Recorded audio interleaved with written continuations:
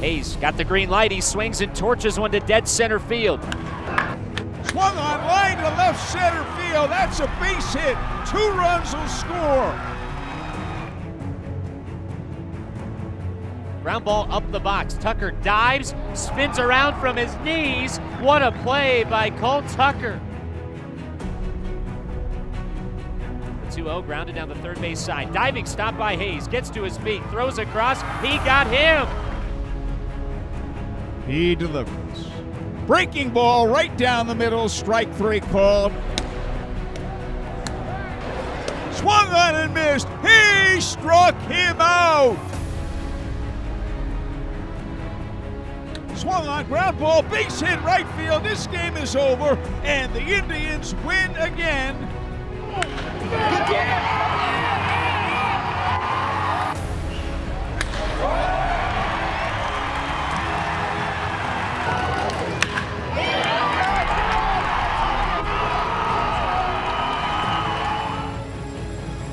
Will Craig is fouled out, struck out, and grounded out. The pitch to him. Swung on, there she goes, deep to left field. That ball's way back, and that ball is gone. It's a game-winning home run.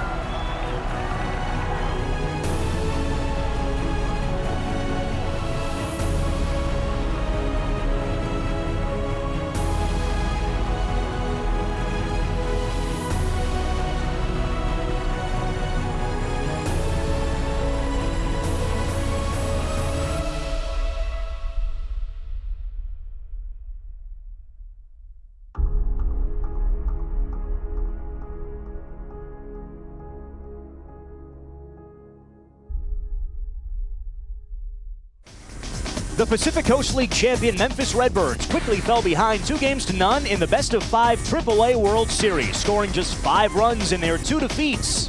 But in yesterday's Game 3, the Redbirds broke out of their slump, powered by Larry Sutton's 2 long home runs and Darrell Whitmore's solo shot, the Redbirds' first-round trippers of the series.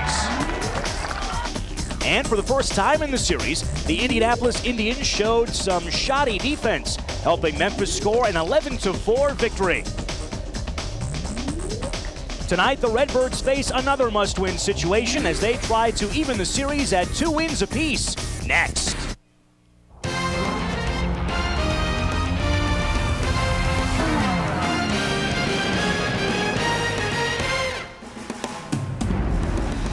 The ball carries well here in the high desert of Las Vegas, Nevada, and the wind is blowing out tonight for Game 4 of the AAA World Series. From Cashman Field, the Memphis Redbirds take on the Indianapolis Indians, and Indy leads the best-of-5 series 2-1. Welcome back to Las Vegas, along with Dave Campbell. I'm Ted DeLuca, and Dave, we saw earlier in the series, Indianapolis had to face the best pitcher Memphis has, Bud Smith. Well, tonight, the tables are turned as the Redbirds have to go up against the best pitcher that Indy has on their roster. Horatio Estrada led the International League in victories with 14, finished the season with 6 straight, and on top of that, they tell us he has a terrific pickoff move, so they're going to have to go some to beat him tonight, but that win could be an equalizer. The Indians had a chance to wrap up the series yesterday afternoon, and they had a chance early in the ball game, Dave, to put the contest out of reach. They really did. They had a 1-0 lead going to the 4th inning, and Clint Weibel had walked 2 and hit a batter to load the bases with nobody out. But Paco Martin hit into a double play, 1-run score, but that was basically the end of the scoring for Indianapolis. And then a 2 RBI double by Luis Gonzalez tied the game up when the next batter was Clint Weibel, the pitcher. And for the second time in as many at-bats, he had a hit, this time a double to put him ahead. Damon Hollins ran it down, but too late as Weibel went into second base. Didn't look like he had too much practice running. And then Larry Sutton got hot, hit a couple of home runs. And Whitmore hit one, and it was Indianapolis losing by a score of 11-4. So Memphis got a little bit of revenge in Game 3. Everybody got into the act, as we saw looking at the highlights from yesterday. Our own Dean Ellis down on the field earlier had a chance to catch up with one of the many hitting stars for the Redbirds. With Larry Sutton of the Redbirds, Larry paced the offense yesterday with 2 home runs, 3 RBI, but today a brand new day, and you face the ace lefty for these Indians. Yeah, we're gonna come out here with the same attitude as we did yesterday. They're throwing their best pitcher at us today, and we're gonna try and put some good at bats together and try and put some runs on the board. We're gonna get a great pitching job from Luther Hackman today, and we're gonna have some fun out there today. Larry, the wind blowing out, do you try and elevate that ball to take advantage of that? I think that deters us a little away from our game. You know, you see the wind going out, your eyes get big, and you're trying to hit home runs, and thus a lot of fly balls happen. So we're going to go out there and keep the same approach as we had all year, and hopefully we can get some balls and some good line drives in the air, and maybe the balls will go out today. Larry Sutton led the way yesterday. We'll see what happens today against the Indians. Luther Hackman going for Memphis. He was part of that trade that sent Darryl Kyle and Dave Veers over to St. Louis from Colorado. So Hackman will pitch for the Redbirds, and he was the one pitcher who was with them all year. And Horatio Estrada, the left-hander, great pickoff move, 14-game winner. He goes for Indianapolis. So the pitchers are getting ready. We are getting ready as well. We'll come back and bring you the starting lineups and first pitch from Las Vegas on this windy night right after this.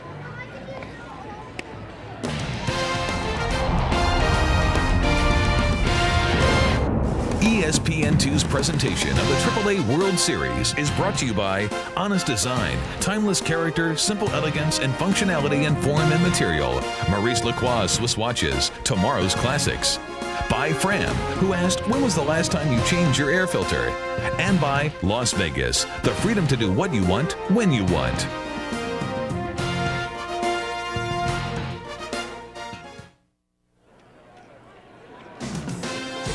Welcome back to Cashman Field in Las Vegas as we get set for this evening's first pitch. Let's meet the starting lineup for the Memphis Redbirds, led by manager Galen Pitts. Mark Little's in center field. Stubby Clapp at second base. Sitting third at first base, Larry Sutton. Albert Pujols in left. Lou Luca at third. Keith McDonald behind the plate. Andy Bevins in right field. Luis Garcia, the shortstop. Luther Hackman, the pitcher. It's ninth. No DH in this series. And on the hill for Indianapolis, left-hander Horatio Estrada, one of the best pitchers in the International League all season. Yep, 14-game winner, and he finished the season with 6 wins in a row during the regular season. And that's his numbers in the postseason. We'll have to check out that pickoff move we've heard so much about. Little takes ball one high, and we are underway here in Las Vegas.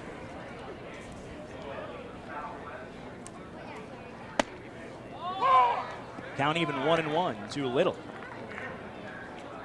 Little 2 for 10 in the series, hit .283 on the regular season. Little falls behind Estrada, 1-2, 96 degrees at game time here in Las Vegas. Wind gusting up to 30 miles an hour. Little fans on a high fastball from Estrada. But we've seen the ball jump out of this ballpark, and that wind is going to help things measurably tonight if anything gets up. Estrada just with a good fastball upstairs and past Mark Little. And you can see the flags blowing straight out. Those flags might get ripped off the flagpoles the way the wind is blowing out this evening. And we have seen some long home runs hit this week at Cashman Field in Las Vegas. The ball travels extremely well here. Stubby Clapp, spark plug for the Redbirds all season long, takes the ball inside. Returned to the lineup yesterday after missing the first 2 games with a knee injury. Went 0 for 2 yesterday, but got aboard 3 times, so he was right in the middle of a couple of rallies with 2 walks and hit by a pitch. Third generation of the name Stubby in the Clapp family. And he told us yesterday he was very proud of that tradition. He's stocky, he fits the mold, he's 5'8". 3-1. Good on base percentage during the season for Clapp. He walked 80 times during the regular season and hit .273 with 1 homer. Lefty against lefty confrontation. Clapp coaxes a walk on 5 pitches. Well, let's check out the defense playing behind Horatio Estrada. Brad Tyler gets the call in left field. Lyle Mouton took batting practice but left the game yesterday with a stiff back. It didn't respond to treatment, so he will be replaced in left by Tyler. Barrick at first base has had a pretty good series, and Gubanik, the catcher, has hit 2 homers. 328 down the lines here at Cashman Field. 364 to the alleys. 433 feet to straightaway center. Outfield fence is 20 feet high. But the ball does travel very well here. This one is hit high and hard out to left, and it is gone. Larry Sutton hits his 3rd home run of the series. 3rd in 2 days. And 3 hitters into the game, the Redbirds have a 2-0 lead. That was a routine fly ball to left field, but he got a lot of elevation on it, and the wind just took it and carried it out of here. I'm sure Sutton, if he's going to be honest with us, is going to tell us he thought that was probably a routine out, but that wind just carried that ball out of here. Estrada's going to have to get the ball down. Even the strikeout was a pitch up, and you see Tyler, he just kept thinking the ball was going to come down at some point.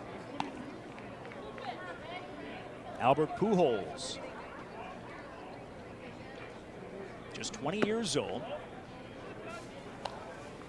1-1 to Pujols, having a solid effort in the postseason.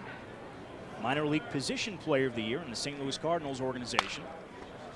And the way that ball carried, Dave, you get the sense that's the kind of night we might have here at Cashman Field. Yeah, whichever pitcher can do the best job of getting some ground balls is probably going to win this one. Pujols played at Peoria this year and was the MVP of the Midwest League. Line away. Really 2-2. Hadn't been able to locate the changeup at all yet, and most of the times he's missed, he's been upstairs. Might not be a great omen for the Redbirds. The team that has scored first in the first 3 games of this series has gone on to lose. Kind of against convention. Most of the times you score first, you win 66% of the time, but not in this series. Indianapolis has last at bats, and if that wind keeps blowing all night, that could be a deciding factor. Bouncing ball to the first baseman, Bierink. He'll take it to the bag himself for out number 2. Little clip and save from Dave Campbell. We'll watch for that later on. Bierink, nice play, and an in-between hop, and he was able to get over to first base. 2 down here, and here's Luca. Luca yet to hit a home run in the postseason. Well-traveled AAA veteran. Most interesting facial hair in the series, according to a media vote. Media vote of 1. Anyway, it doesn't look quite the same on the night games, though. In the day games, he's got that eye black, and it runs all the way down his face. Leaping stab by the shortstop Santiago Perez ends the top of the first, but the Redbirds get the first 2 runs on the 2-run jack to left by Larry Sutton.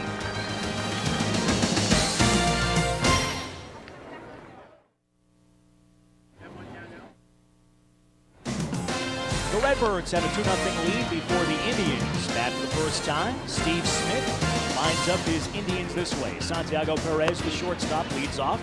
Marco Scutaro at second base. Chris Jones in right. Kurt Bierink, first baseman, bats cleanup. Creighton Kubonic has homered twice in the series. Jose Fernandez in third. Brad Tyler in left. Damon Hollins in center.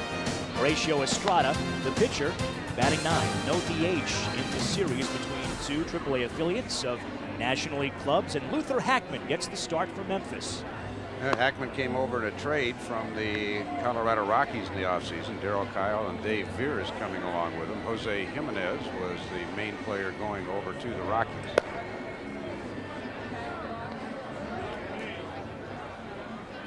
So Hackman on this regular season, 8-9, 4.74.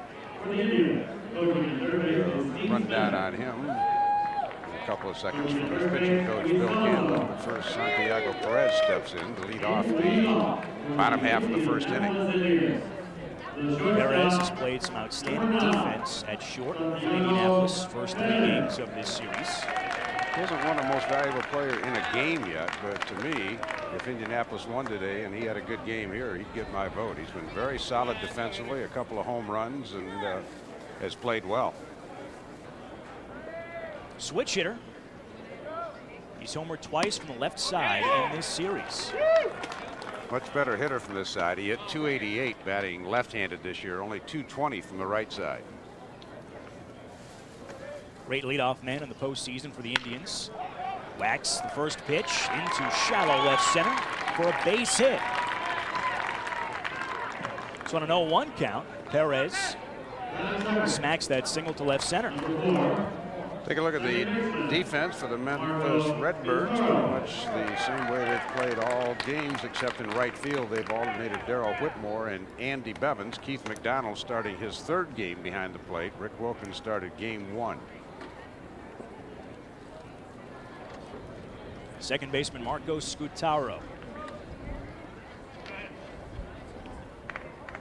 Formerly in the Cleveland Indians organization, went to Milwaukee as part of that big trade midway through the campaign before the trade deadline between the Indians and Brewers. It was a 6-player trade. It turned out to be 7 as Steve Smith flashes signs over to Perez and to Scutaro. Kane Davis, Paul Rigdon, Richie Sexton, and Scutaro coming over to Milwaukee for Jason Bray, Steve Woodard, and Bob Wickman. Woodard gave him a great outing yesterday in a game against Pedro Martinez, but Bray got roughed up today.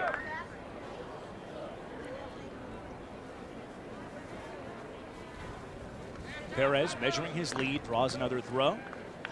Let's join Dean Ellis for a scouting report on Luther Hackman. With Bill Campbell, Ted, and Bill, what do you tell your pitcher Luther tonight with that wind blowing out?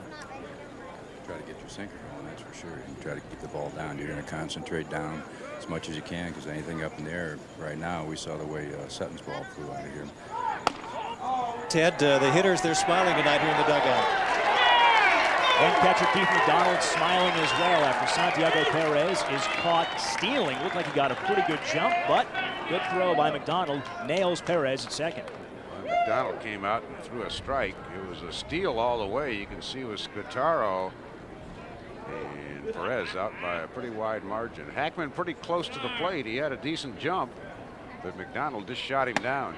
I don't know. I mean, you know, every manager's going to play his own game, but I think in a night like this, you don't want to run yourself into too many outs. I mean, you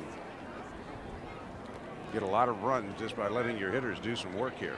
The way the ball is carrying tonight with that wind blowing out to dead center field, we might have a very high scoring game.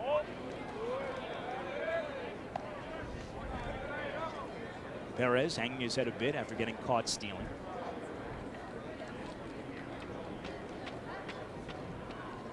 Three and one to Scutaro. He gets under this one. Driven to straightaway center field. Mark Little has it in his sights and in his glove. Route number 2. That ball was probably on a normal night. Little would have had to come racing in for it as Scutaro got hit around the trademark, but it still carried out to medium deep center field. Chris Jones getting the start in right field. Indianapolis manager Steve Smith had to shuffle the lineup with the back stiffness that's plaguing Lyle Mouton. Jones hitting the number 3 hole tonight, despite going 0 for 7 in the series with 4 strikeouts so far. Pitch by Hackman down in the zone, a get ahead strike. Almost all these Memphis pitchers work out of that side saddle motion as the windup. Jones behind 0-2 as Hackman finds the outside corner with the fastball. Jones, a former major leaguer with several different teams, including the Mets, Reds, Rockies. Now in the Brewers organization.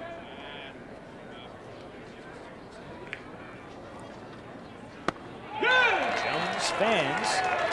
That ends the home half of the first inning. First strikeout for Luther Hackman as he protects a 2-0 lead. We head to the second here in Las Vegas.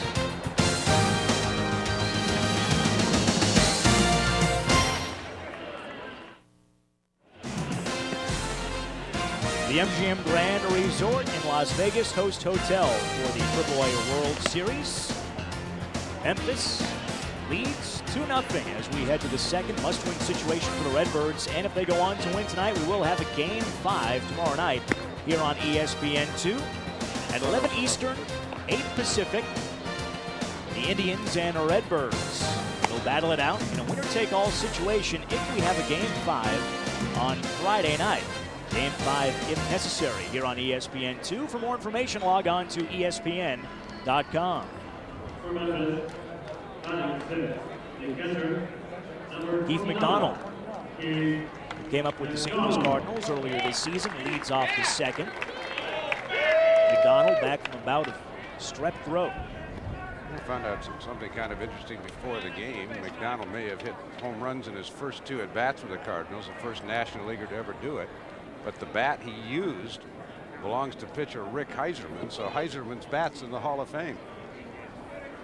McDonald might wish he had it back. Gives this one a ride to right center field. Hustling to his right to haul it in, Chris Jones. Nice running grab for out number 1.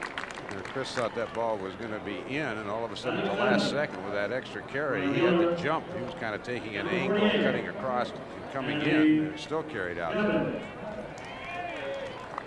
The higher the ball's hit, the more the wind's going to get a chance to play with, as we saw with the ball Larry Sutton hit.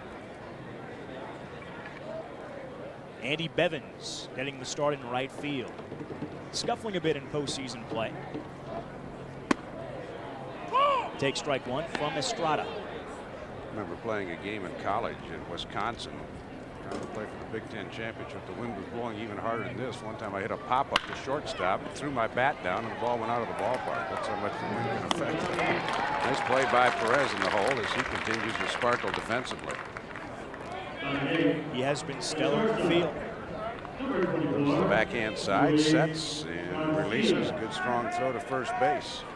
So Santiago Perez, who originally signed with the Tiger organization, but had a nice year for the Brewers. They tell us he was erratic during the regular season. He'd get in some fielding slumps and make a slew of errors over a few games, and then he'd be fine for a while. But he's been terrific in this series. Here's another former Tiger, Luis Garcia. Pulls the trigger a little bit late. Garcia got into 8 games with the Tigers last year, went 1 for 9, played most of the '99 season with Toledo in the International League. And he falls behind 0-2. Had a big hit yesterday. In fact, he was down in the count with 2 men on in the 4th inning, and then doubled down the right field line to knock in 2 and tie the game. And then the Redbirds exploded. And that foul ball got the ball boy in the dugout, so we hope he's going to be okay. Not sure if that was Galen Pitt's son or not. Yeah, it's Galen Pitt's son, so Galen Pitt's the third base coach and manager. He is going to go in and tend to his son right now.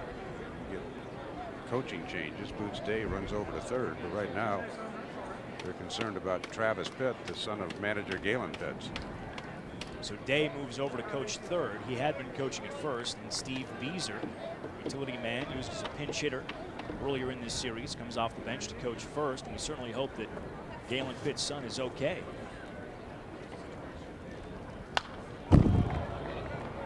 (0-2) foul back by Garcia. Count stays 0-2.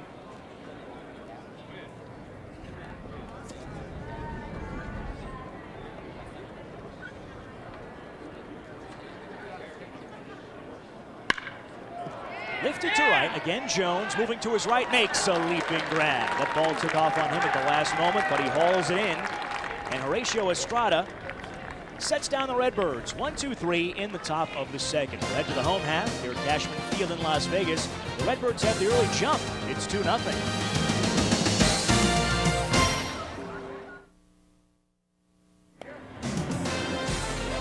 Memphis Redbirds have the early jump on Indianapolis 2-0 as we head to the home half of the second. And good news, Dave, from the Memphis dugout.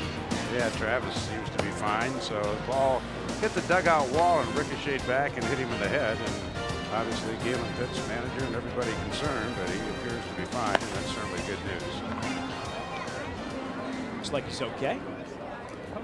Indians have a chance to wrap up the series with a victory tonight. They lead the best-of-5 series 2-1. Memphis in a must-win situation yesterday, exploded for 11 runs as they downed Indy 11-4. Did all of their damage in the middle innings. 4 runs in the 4th, 4 in the 5th, 3 more in the 6th. Kurt Bierich leads off the second. Indians first baseman.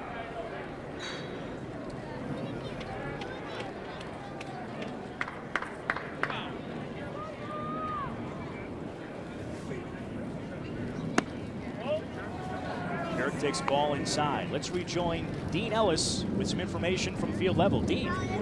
Ted, tonight's pitcher Luther Hackman had an upset stomach. Normally doesn't eat before a game, but tonight he did. So an upset stomach, but seems to be feeling better. And it was not the wind. There's no truth to that rumor, Ted. Mark Little grabs that fly ball. Yeah, that one was carrying like crazy too. I'm sure there's a few pitchers who are going to take a look at that wind tonight and get an upset stomach. That'll teach Luther to deviate from his pregame regimen. Usually doesn't eat before a ball game. Decided to change things up. And probably went to one of those buffets Las Vegas is famous for. Creighton Gubanek had yesterday off as Memphis won the ball game 11-4 to force this evening's Game 4. His last at bat in this series, he belted a game-winning home run. Albert Pujols almost in the next county out in left field. He's only about 4 steps in front of the warning track. He can reach back with his right hand and touch the wall from where he's standing. Sky high in the infield. Shortstop Garcia makes the grab between the mound and second base for out number 2. Well, Hackman may have an upset stomach, but he's mowing him down right now. He gave up a lead single, but McDonald picked him up by throwing out Perez. He tried to steal. Gubanek hit the game-winning home run for the Indians, leading off the bottom of the 9th in Game 2. Gave Indianapolis a 3-2 win. Jose Fernandez, formerly in the Montreal organization.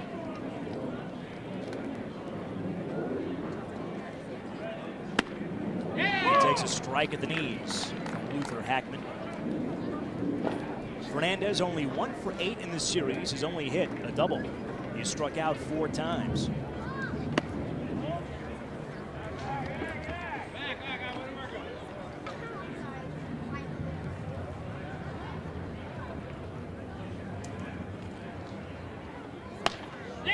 Fernandez pulls the trigger a little bit late, falling behind 1-2. Yeah, Hackman reached back at the best fastball he's thrown. He had a little extra giddy up upstairs on that one.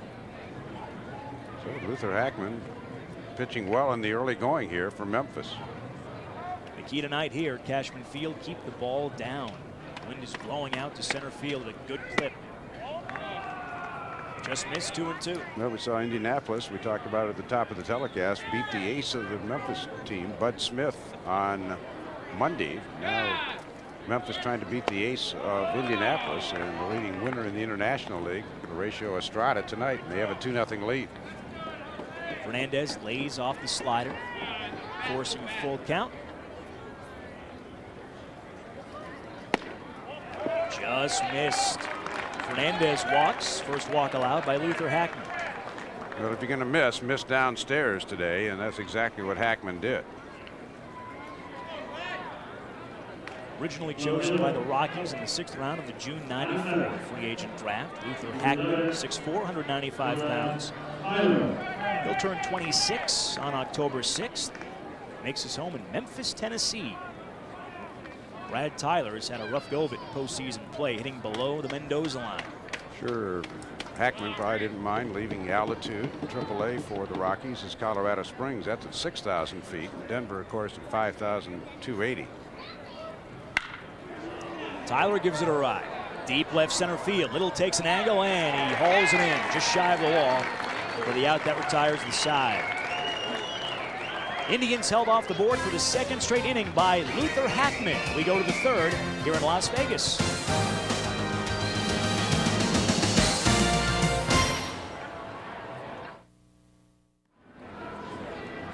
We make our way to the 3rd here at Cashman Field in Las Vegas.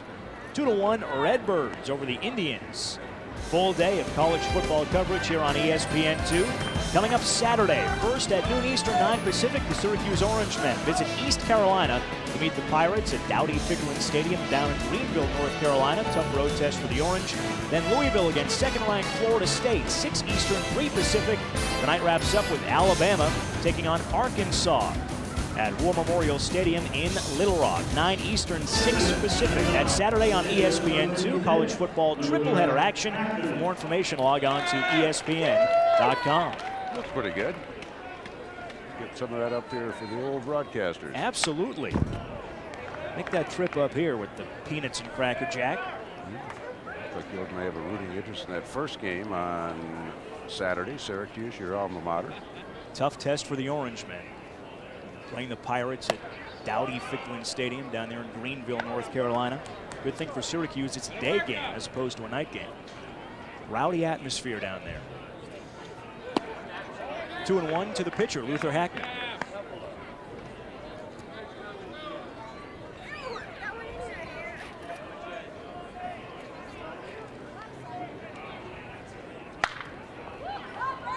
Marco Scutaro scoops and retires Luther Hackman.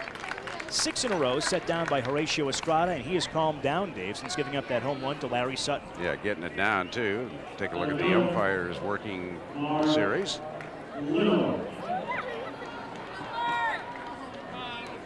I believe Heath Jones is working the plate and Rob Cook's at third base, so we'll correct that a little bit. Heath Jones out of the PCL, the big guy, is working the plate today. Mark Little takes a strike after striking out swinging to begin the ball game.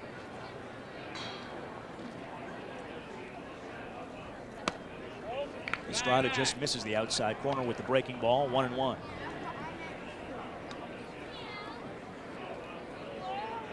Little 2 for 11 in the series.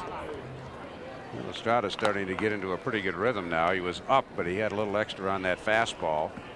Throwing much better than he did in the first inning. Hackman's one of the few pitchers who has really come out and had a pretty good first inning. Bud Smith also did in game 1. 2-2 to Little. Something about pitchers go out there every 5th day and they just kind of seem to feel their way into the game. Hackman was a little more aggressive in the first inning after he gave up that lead single. Browning now telling Estrada, hang with him, come on, just pitch to the glove.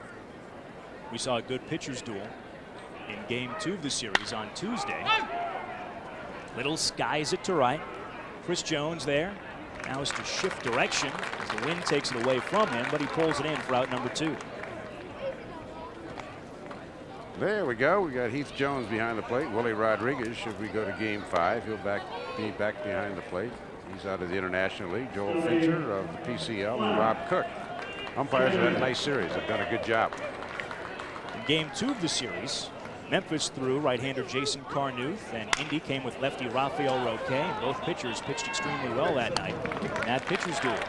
Scutaro makes the play, a retiring clap, and for the 2nd straight inning, Estrada sets down Memphis 1-2-3. He'll hit the home half of the 3rd when we come back.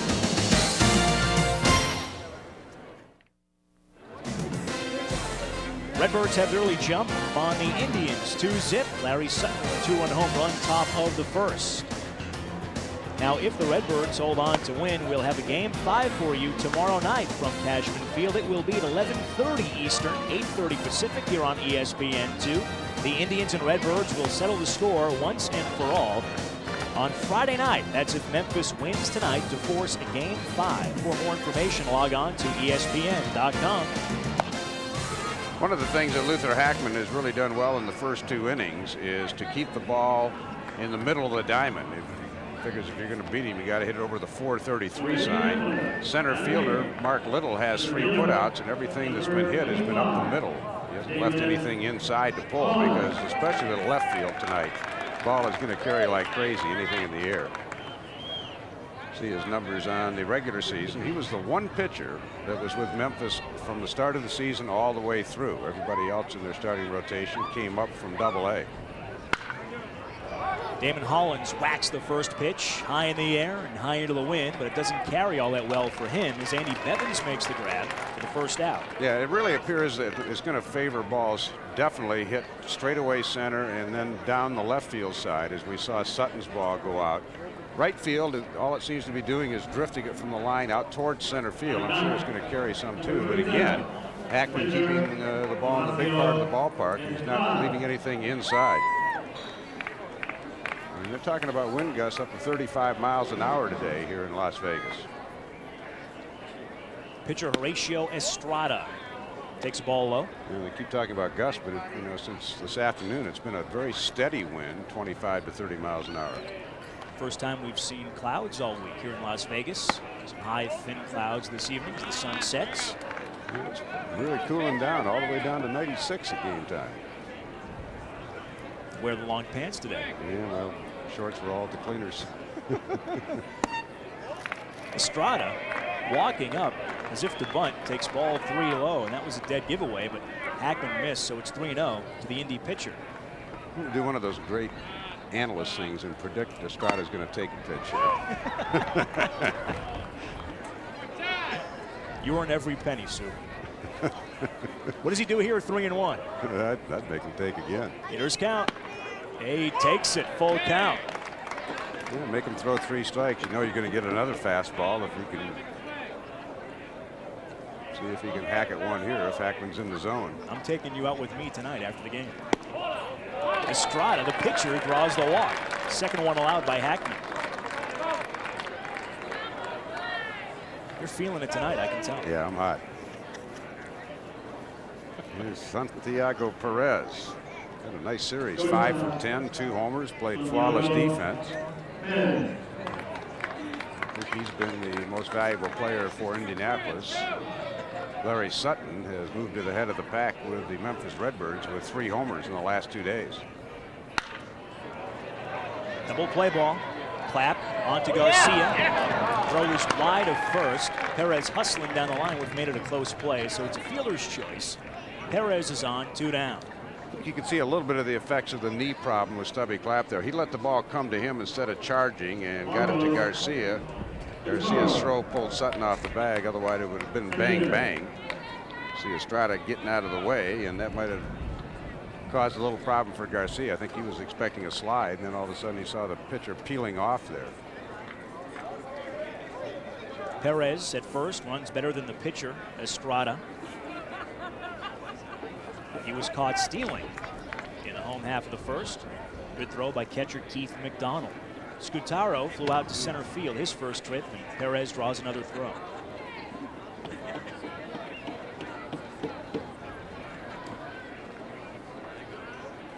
Perez has 1 steal in 2 tries in this series.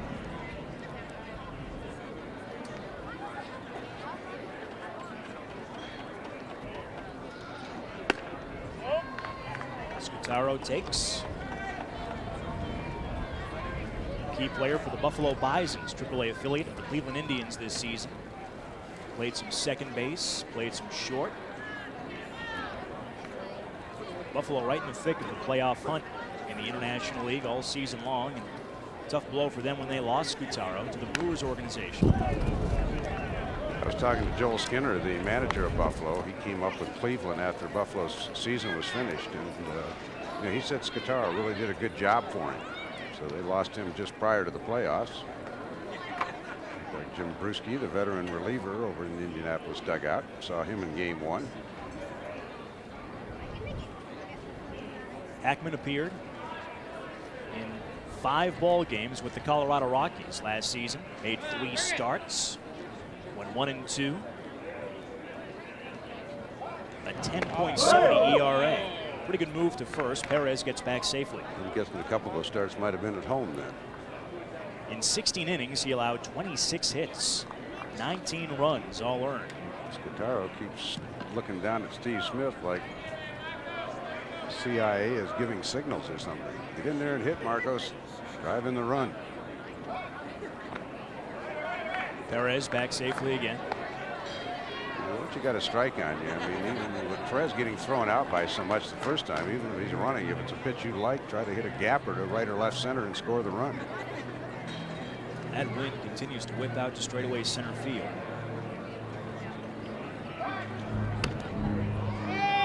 Hackman paying a lot of attention to Perez at first with 2 down. Yeah. I mean, you know, again, Perez taking a maximum lead, but if he's going to steal the base, I still think Scutaro, if it's a pitch he likes, go ahead and hack at it. We're not talking about Vince Coleman over there at first base now. Hackman comes to the plate. Perez bluffed as if he was going to second, but he stayed close to the bag. 2-1 to Scutaro. Looks like Scutaro just keeps expecting Perez to run. He wasn't even going to offer at that pitch. Not sure exactly what's going on here.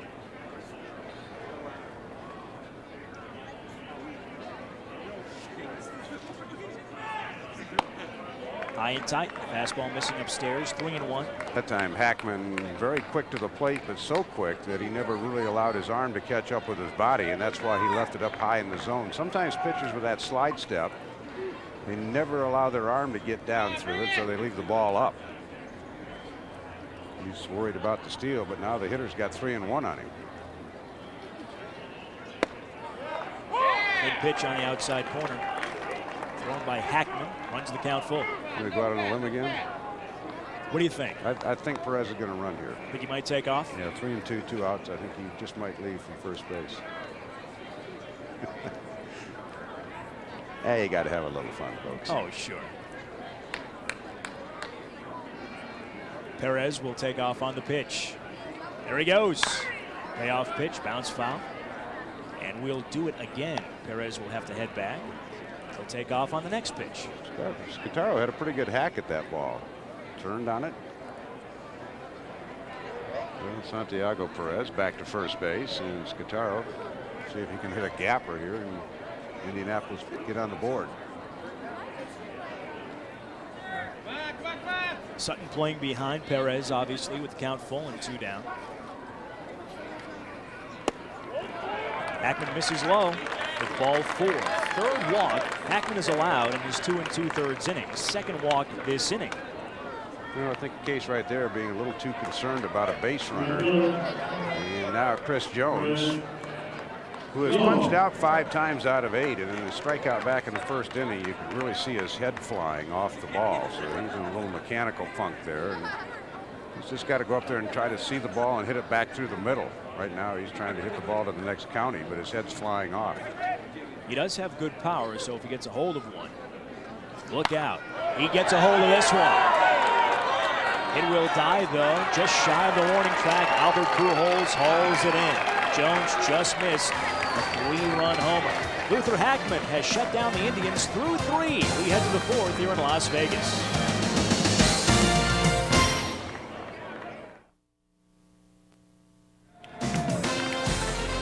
Beautiful sunset upon us here at Cashman Field in Las Vegas. The Memphis Redbirds are third of the way there. A lot of baseball left to go, as they say. Redbirds have got to win tonight to force Game 5 tomorrow night. Yeah, Chris Jones had a pitch he wanted, but he hit it right on the very end of the bat and still carried out deep to Pujols. Larry Sutton's been the man for Memphis. He's the guy that allowed him to get here. They were down 2 games to 1, and they were down by 1 run in the bottom of the 9th inning with 2 outs, and he got a 2 RBI single against Albuquerque to keep them alive. And that was in the first round. Then they went on to win Game 5, beat Salt Lake City in the second round. So Sutton's been the guy, and he's the guy that kind of got him off the deck yesterday with a couple of homers and a homer tonight. 3 homers in his last 4 at-bats in this series. He had a 2-run shot the opposite way out to left center in the first after Stubby Clapp had coaxed a walk. The only 2 runs of the ball game to this point. Sutton far and away has the best swing of any player on either side. A very nice left-handed compact swing. A little bit slightly uppercut. Former KC Royal and St. Louis Cardinal.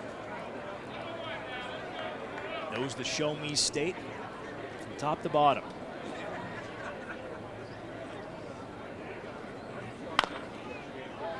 Count full. Sutton didn't exactly hit lights out for the Redbirds during the regular season. He had 256 in 95 games, 347 at-bats, 12 homers. But he's exploded for 3 homers in this series. And he's on again with the leadoff walk to begin the 4th. Dean Ellis is in the Indianapolis dugout. Dean. Ted, we're with Jim Bruschi, pitcher for the Indians, and Jim, you always hear about 4-seam, 2-seam. Show us the difference. The 4-seam fastball is just across the horseshoes like this. One I highly recommend for all the young guys out there to start off until you get command. The 2-seam fastball, which runs into a righty, for me personally, is like this across the seams here. If I want it to sink a little more, I put my thumb up more towards the top. Circle change and straight change, the difference? There's different variations of changeups as well as all the other pitches, but I personally hold the circle change at similar to the 4-seam fastball. Most guys do it similar to the 2-seam. Pretty much the same thing. Dave, which one's the easiest to hit? The hanging fastball. Estrada, pretty good move to first. Yeah, they told us he had a dandy this year. 18 runners tried to steal against him. Only 6 were successful, so 12 out of 18 cut down. He's going to hold you close at first base. Comes to the plate. Pujols spins it foul, right side, out of play. And that'll leave the count 1-1. Pujols bounced to first in the first as there's a scramble for the souvenir. We mentioned about Sutton's heroics. Albert Pujols got the game-winning homer against Salt Lake to win that series in the bottom of the 13th inning. Well, these two guys very instrumental in Memphis being here at the AAA World Series. Sutton, a veteran guy, shortening up his lead at first, realizing Estrada has a pretty good move to the bag. Pujols 2 for 10 in this series. Had a couple of hits yesterday in Memphis's win. Foul back, 1-2. You know, Larry Sutton was moving back to first base, so he certainly doesn't have Estrada read as that pitch came to the plate. Dwight Bernard and Steve Smith, pitching coach and manager of Indianapolis, looking on. Good look at the move of Estrada from this angle if he goes to the bag. Instead to the plate, 1-2. Might be playable for Beery. Yeah, that wind's going to bring this ball back, and great try there and great catch by the second baseman, Scutaro. That wind looked like that ball was going to be 10 rows back in the stands, and instead it almost blew back in fair territory. Barrick overran it, and Scutaro almost overran it. You can see Barrick, he's in trouble now. Scutaro's in trouble, but he makes a great catch. And holds on. That wind is playing tricks up above, folks. Great play by Scutaro.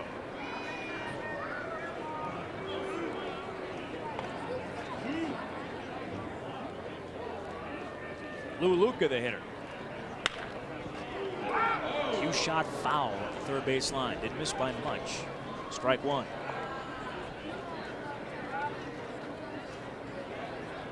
Well, Sutton back to first. He was off to the races. So Luca down in the count. No balls in the strike. Lou out of San Francisco. You mentioned the veteran. He's 29 years old. Played AAA baseball for a number of years now. Luca struggling in the series, only 2 for 13. Much better hitter than that. Little nubber, and Derek makes the grab for the second out. That was in on the hands.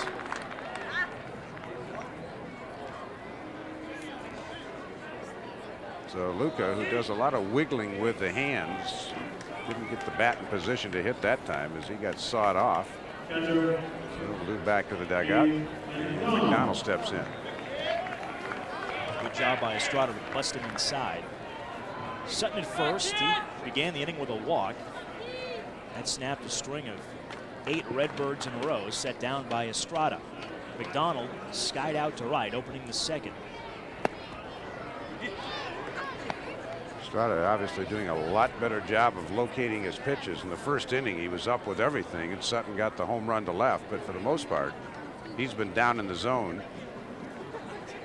Each team only has 1 hit, and now McDonald, I think, leads the bat. Let's rejoin Dean Ellis down at field level. Dean. With Alan Lavault, pitcher for the Indians. And Alan, I've heard about a save out on the mound here in the baseball diamond, but tell us about the save with Beloit in '97 involving a bus. We were on our way to Peoria, and the fan belt broke. But the bus started overheating, he pulled over. And the bus driver had an extra fan belt, and he had tools and stuff, and I just fixed it. It took like an hour and a half to fix it, and that was it. Nothing crazy. I'm not sure if that one will show up in the record book, Ted. Dean, thanks. Say he's the character on the club. His nickname is Meat. And they say he likes to have a lot of fun. He's the butt of a lot of the jokes, and you can see somebody there was playing Tim the Tool Man. Yeah. There's a prop man in the Indians dugout. Pitchers aren't using that screwdriver to scuff up the balls or anything like that. Be a little tough to get that one hidden in your glove. Lavralt from Fall River, Massachusetts. We could pick up that Boston accent right away. Estrada keeping Sutton close with his good move to first. McDonald, non-roster invitee to spring training. Came up with the Cardinals midway through the season. And the Cards had a rash of injuries, and his first 2 National League at bats, he hit home runs. First National League player to do that. Is that the A move? Yeah, I think so. Of course, it's the first time we've seen Estrada. He had been kind of teasing Sutton with the conventional pickoff move. Then he did the Terry Mulholland there, where he backs off the rubber and slingshots it from the side. And boy, they almost got Sutton. Almost an underhand throw. Sutton's lead hadn't been so short to begin with. He would have been picked off. Estrada's kept him very close to the bag with a variety of moves. 0-2 in the dirt for a ball. Yeah, and every time we've seen Larry Sutton, his first move is back towards first base. Even with a short lead, he's been warned this guy's got a great move. He'd almost be better off standing on first base and moving up. At least he'd be going the right way.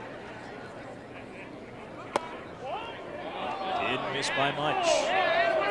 Estrada thought he had McDonald looking to end the inning. Halfway to the dugout. Well, let's take a peek.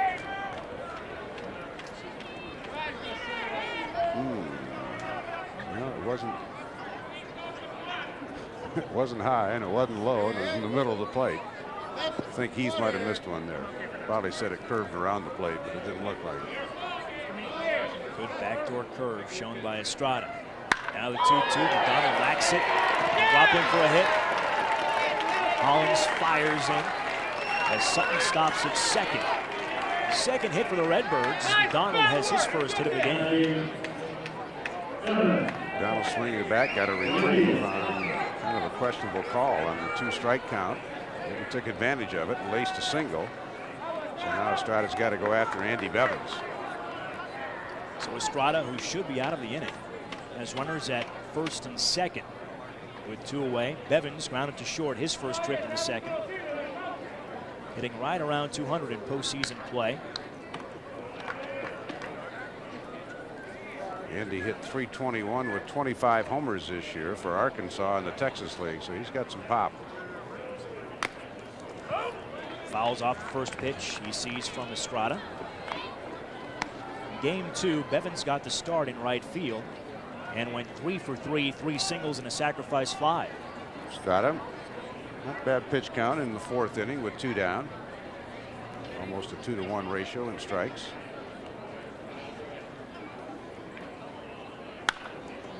Foul off to the right side. 0-2 the count to Bevins. Bevins stayed back pretty good on that off-speed pitch. It's like maybe Estrada needs to pound him once or twice inside to get him to speed the bat up, because he was right on that delivery. Steve Smith, veteran skipper, said, well, Steve, thought you were going to wrap it up yesterday. He said, yeah, I had a 6 o'clock tee time this morning, but he said I knew I couldn't play because I'd be too worn out by the time I got to the ballpark. 1-2 to Bevins. 36th round pick of the Cardinals in the '97 draft. 6'3", 215 pounds. 24 years old. Pretty good power hitter throughout his stint in the Cardinals minor league system.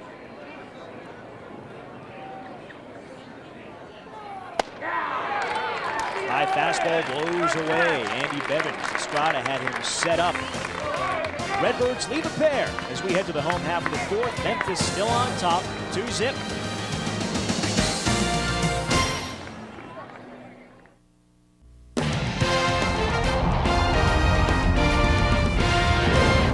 ESPN2's presentation of the AAA World Series is brought to you by the MGM Grand Hotel, the city of entertainment in Las Vegas, and the host hotel for the Las Vegas AAA World Series. And by Honest Design, Timeless Character, Simple Elegance and Functionality in Form and Material. Maurice Lacroix Swiss Watches, tomorrow's classics. The Indianapolis Indians trying to get it going as we head to the home half of the 4th inning here at Cashman Field in Las Vegas, Nevada. Redbirds have the early jump. The team that has scored first in the first 3 games of this series. Their bubble has burst and lost all 3 times. Indians trying to prove that theory true again and wrap up this series in 4 games. They lead the best of 5, 2 games to 1. If we have a game 5, Memphis will be the home team. Alternating home teams, Memphis in games 1, 3, and 5. Indy in game 2 and game 4 tonight. We would expect to see David Wainhouse and Tim Harikala as the starting pitchers if we go to a game 5. We saw Wainhouse earlier in the series in relief for Memphis. The Indians hit him pretty well. but they'd like to wrap up the series tonight in 4 games if they can. Merrick flew out to center, opening the second. It's a good rip at it, and he has his 5th base hit of the series. Barrick, a very good low ball hitter, about thigh high, and every time he's gotten a fastball in that zone, he has pulverized it. It's the location of this pitch. It goes right down and top hand over and drives it solidly between Sutton and Stubby Clapp for a single. Barrick now 5 for 12 in the series. That's 417. 4 singles and a double. Nothing cheap about any of the hits either. Creighton Gubonic, 2 home runs in this series in games 1 and 2.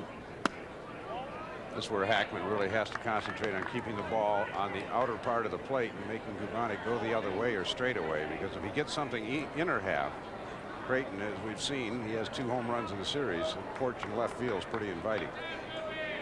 Both of his home runs went out to left, and both balls were tagged. And Hackman has stayed away from him in the first 2 pitches. Creighton looking simply middle in. That was a slider away, and he took kind of a weak swing. Gubonic played here at Cashman Field for the Las Vegas Stars in 1998. Did 19 home runs in 86 ball games for Las Vegas that year. Fastball ruled a little up. That could be a pitch if the umpires, with all the meetings as we look at the pitch count of Luther Hackman, but start calling that pitch the way it's interpreted or written in the rule book. That would be a strike. Gubonic right on it, but he fouled it back. 2-2. Well, the umpires are going to have some seminar sessions in the Arizona Fall League, and Sandy Alderson, one of the things he kept saying all year, if we get a contract with the umpires, which they do have signed now, and we're going to address a few issues. They haven't really talked too much about specifics, but I think calling the strike zone, the pitch up a little bit, the way it's written. Gubonic goes fishing, and he comes up empty-handed. 1 out. You know, Hackman again pitching a very smart game here. He's trying to keep the ball away from the right-handed batters. If they're going to hit it airborne, let Mark Little, a fine center fielder, who's got a lot of room to roam out there. 433 to straightaway center field. Of course, we saw Lance Berkman of New Orleans, now with the Houston Astros, go right over the top of that 433 sign in the first AAA World Series here in 1998. We might see that again tonight with the way that wind is whipping out. Straightaway center field, now blowing out a bit toward left center. Fernandez walked in the second. He was stranded.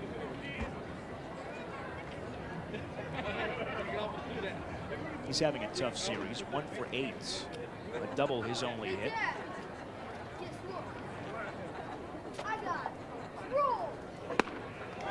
1-1 to Fernandez. Right now, the Indianapolis hitters are not making any adjustments for Hackman. He's throwing about 85% of his pitches to right-handed batters on the outer half. But they're all sitting there trying to pull it, still standing a pretty good ways from home plate. They might be thinking too much about the way the wind is blowing out tonight, trying to hit it as hard as they can, get it up in that wind, but they aren't going with the pitches away and trying to hit them out towards center and right field. Take a look at Fernandez's head here and watch it move. He's pulling his head off the ball. Just see the head going right there, just like Chris Jones is. They're all looking to left, but you got to watch the baseball.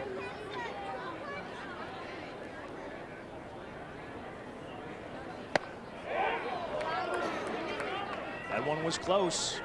Keith Jones calling a very tight strike zone this evening. Yeah, not exactly what pitchers need on a night the wind's blowing out. An umpire who has a pretty tight zone. You saw Estrada get squeezed in the top of the 4th inning.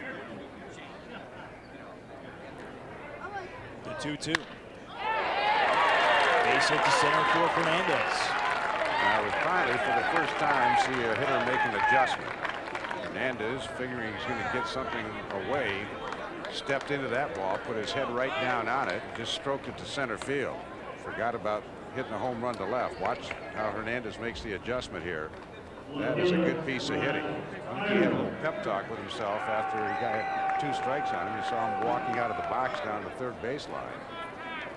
He said, I'm not that kind of hitter. I got to put the ball in play. That was a good piece of hitting right there by Fernandez. Let's see if Brad Tyler can do the same thing. He's having a very difficult postseason, hitting well below 200. He flew out to center field in the second. Formerly in the Atlanta Braves organization, still plugging away at the AAA level. Tyler hitless in the series, 0 for 5. With Estrada seeming to getting into a good rhythm right now. He's hoping his mates can get him back even here in the bottom of the 4th inning.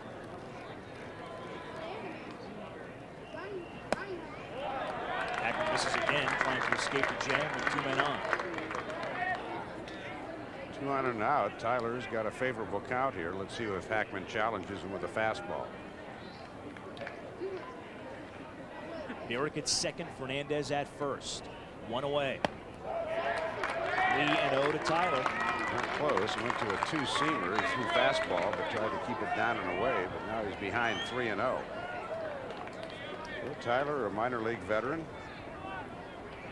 Went to the University of Evansville. Played collegiately with Andy Bennis. And he's been toiling in the minor leagues all these years. Hackman trying to get a double play ball. Hackman to Tyler. Fouls it back, 3-1. Well, Steve Smith gave him a green light. Figured he was going to get a good pitch to hit. Did. He got one up in the zone, but he fouled it straight back. Hackman, to his credit, didn't just lay it in there. Steve Smith cutting Tyler loose, 3-0. Trying to help him break out of his slump. Showing some confidence in Tyler. On to 3-1. Tyler chills it out to left center field. Long run to his left for Pujols, but he makes the grab, and he might have a runner doubled off second, but Barrett gets back as the throw in is wide. Barrett came well away from that second base bag there. Yeah, he did. He didn't read it very well off the bat as Pujols got over and made the play rather routinely, and with a perfect throw, might have doubled the runner off. Stubby was up there trying to play first base with a long stretch, but his short legs didn't do him any good right there. They don't call him Stubby for nothing. So it's up to Damon Hollins with 2 men on and 2 down now. He flew to right in the 3rd. Hackman gets the outside corner for strike 1. You know, the outfield is supposed to be the big part of your batting order, but for Indianapolis right now, Lyle Mouton had a couple of hits in the first game, but the other outfielders are all struggling. Hollins 1 for 9 in the series with a double. 0-2. He got away with a pitch there, a breaking ball that Hollins probably wishes he had back. Looks like he's pulling his head off too. Yeah. Contagious. Hackman a strike away from getting out of trouble. Hollins takes a fastball away, 1-2.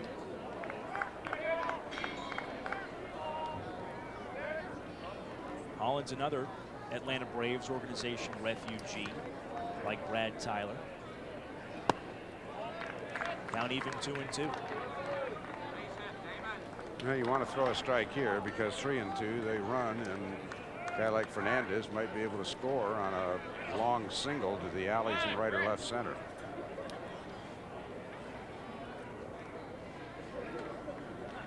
Hackman's 2-2. Breaking ball, whistle down the line for a base hit. Barrett comes around to score. On his horse as well, Fernandez rounding third, throw cut off. It's a 2-run double down the line for Damon Hollins with 2 away in the home half of the 4th. That ties the game 2-2. Well, Hackman had stayed with his game plan almost the entire day, but he hung a curveball inside, and that's the one thing he had not been doing. Watch the location on this hook, middle in, and Damon Hollins, who missed that same pitch earlier in the count, drills it down the third baseline. No chance for Luka, who was playing wide of the bag, and by the time Pujols, who was playing over in left center, policed it up, Fernandez came all the way around to score. So Bill Campbell, the pitching coach, out talking to Hackman right now, and saying, Luther, you were doing a good job of keeping that ball away from the hitters, but you got that one inside.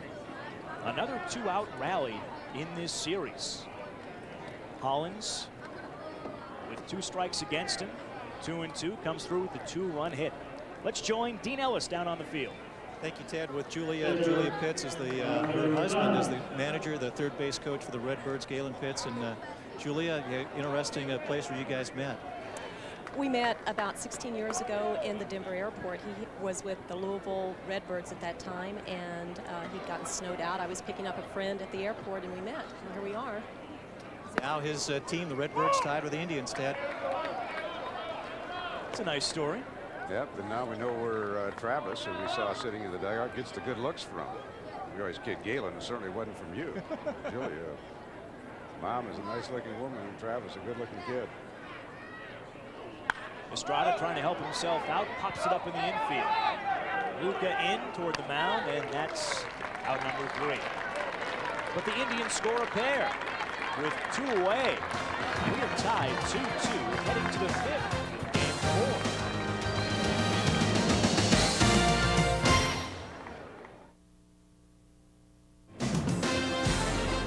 Indianapolis Indians tie it up on Damon Holland's 2-run double with 2 away in the 4th. We are even heading to the 5th here in Las Vegas. On ESPN, baseball tonight keeps you abreast of the latest in baseball's pennant races here in the latter stages of September. 10 and midnight Eastern Time weeknights on ESPN. For more information, log on to ESPN.com. Cardinals have clinched the NL Central celebration in St. Louis last night. Youngsters out here at Cashman Field in Las Vegas. A beautiful night for baseball. Absolutely, and kids having fun at the ballpark. That's what it's all about.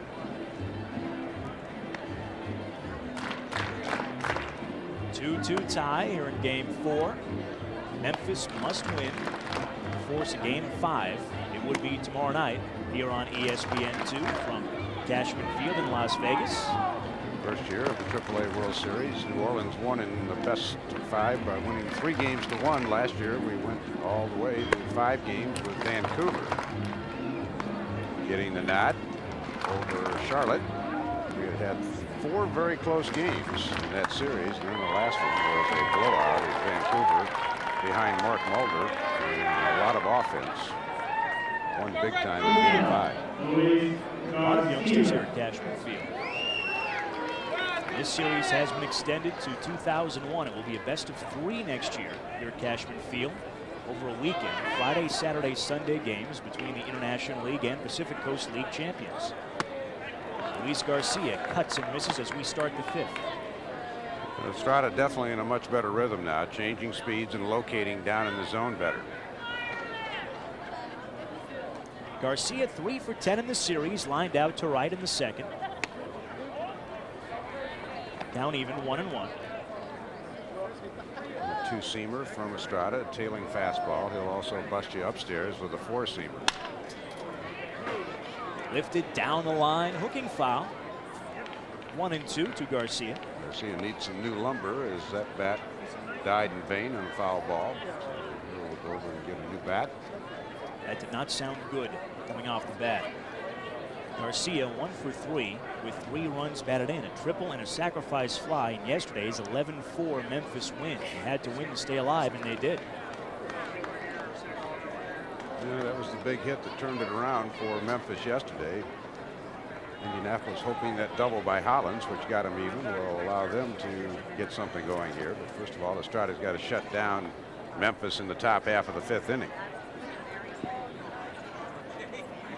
Horatio Estrada pitched briefly with the Brewers before returning to Indianapolis.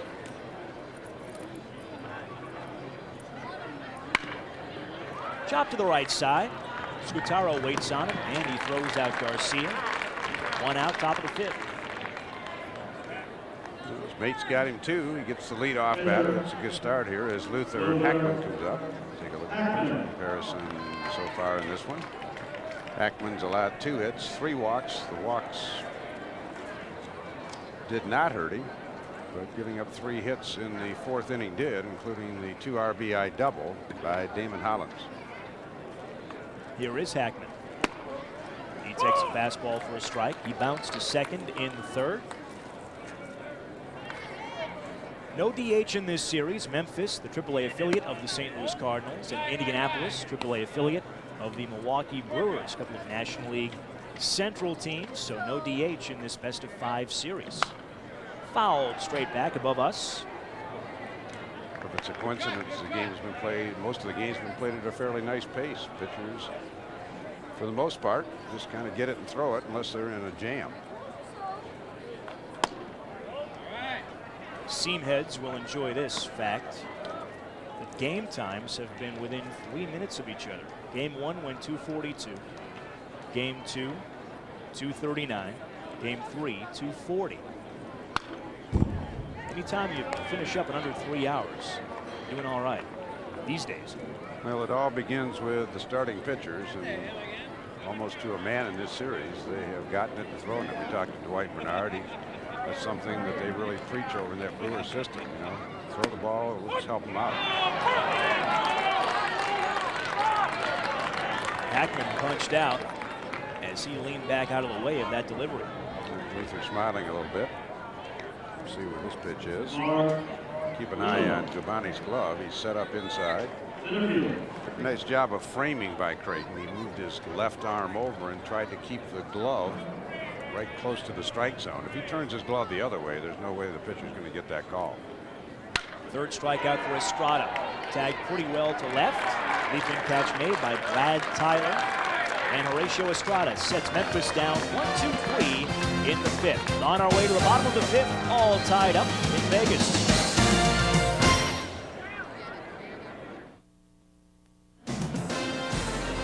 Heading to the home half of the 5th, all even 2-2. Game 4 of the best of 5 AAA World Series. Bright lights of Las Vegas. That's not the script, but you get the idea. Cashman Field, the site of the 3rd annual AAA World Series between the International League and Pacific Coast League champions. Indians lead the series 2-1. They can wrap it up with a victory tonight. Switch hitter Santiago Perez has singled and reached on a fielder's choice. He's been sparkling in postseason play for the Indians, both at the plate and in the field. He's also kind of driven Luther Hackman to distraction when he's been on base. They did get him stealing one time, but also looked like he lost a little concentration to Hackman, and Perez was on his last time up. And he's behind 3-0 on him here. And if you're wondering, Luther's middle name is indeed Gene. He spells it G-E-A-N. Luther Gene Hackman, huh? Kind of rolls off the tongue, doesn't it? Mm-hmm. Hitters count for Perez. And he's on again.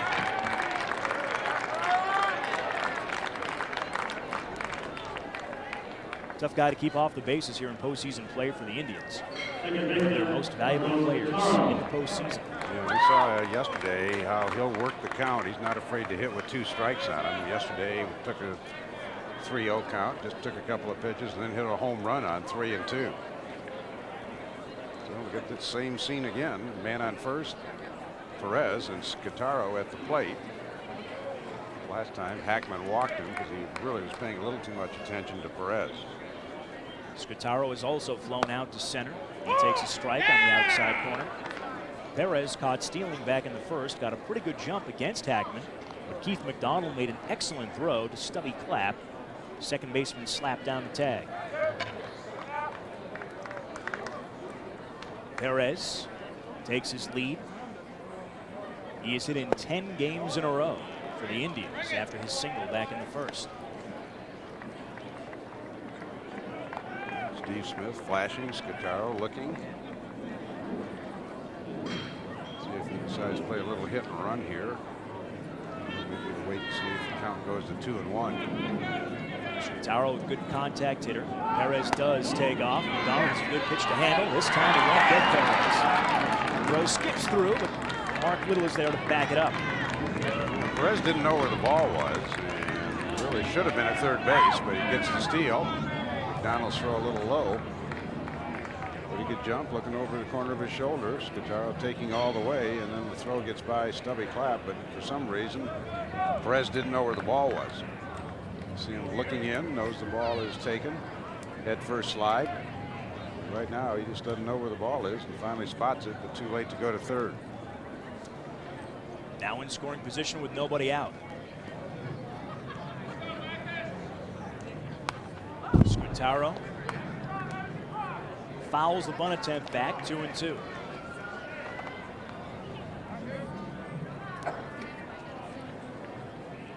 now, Scutaro's swinging the bat better than Chris Jones, the next hitter. So right now, Scutaro's got to try to hit a ball to the right side, or at least put it in play. Outfield deep and straight away as Jones waits to bat. 0 for 2 in the ball game. Hitless in the series so far. Trying to break out. Scutaro slaps the 2-2 foul out of play right side. Marcos going inside out, trying to drive that ball to the right side.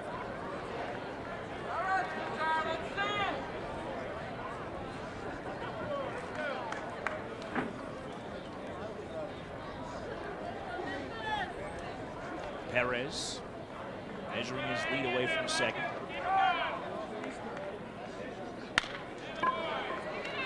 Garcia up with it, looks the runner back, and that's the first out of the inning. Dean Ellis has a report from down on the field. Dean, what's going on? Ted, with Lyle Mouton in the Indians dugout. Lyle, tell us about the back, how you're feeling, and if you could pinch hit tonight. Well, I'm available for pinch hitting. We want to be cautionary with today having a lead. But I have confidence in these guys that they won't need my service today. They've come back from a 2-0 deficit, take a 2-2 tie, and right now we are threatening with a man on second base. Back's doing fine. It was a little stiff this morning, but with some treatment, we've alleviated some of the pain, and I'll just use it in a pinch hit. Lyle, let's go back to your college days. Not only an accomplished baseball player, but basketball too. What were some of your highlights playing basketball? Just being out there, making it to the tournament, being one of the only guys to make it to postseason, both in basketball and baseball in college, was a feat in itself. Had a great time, great teammates, Shaquille O'Neal, Chris Jackson, Mahmoud Abdul-Rauf is his new name. Just a great time all around. Teddy's ready to pinch hit if needed, Lyle Mouton. That's something to keep in mind. Indianapolis, the home team, has last at bat tonight, as we've alternated home teams throughout the series. So we might see him later on. Chris Jones continues to struggle. He had a couple of pitches to hit there, but hit one up the shaft. He's 0 for 10 in the series. Let's see what they do with Barrick right now. They got an open base in Gabonik, who didn't have very good swings this last at bat. I think got pitched pretty carefully to Barrick here. Barrick 5 for 12 in the series. A few moments ago, Lyle Mouton reminiscing with Dean Ellis about his days at LSU. Those excellent teams, coached by Dale Brown. Barrick has flown out to center, singled and scored. A little bit high for a ball.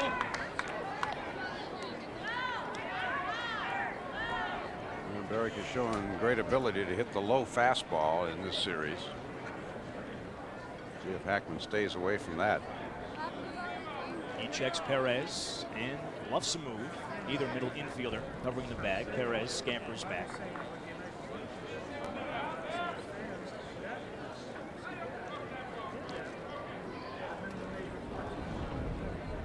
Four singles and a double for Barrick in the series, using that open stance. Down even 1-1. I think they've seen enough of Barrick's action on the fastball, so he got a breaking ball. 1 ball, no strikes. The International League Rookie of the Year last season in the Yankees organization at AAA Columbus. Left the Yankees and signed on with the Brewers organization as a 6-year minor league free agent before the 2000 campaign. Breaking ball misses 2-1. He would be very surprised if he sees fastball here. Again, a base is open. Hackman does not have to give in to Barrick at all. Hackman taking his time, and now he comes with the 2-1. Barrick jolts it out to right, but it will stay in the air for Andy Beggars. Indians lead Perez after his leadoff walk. We head to the 6th, still even 2-2.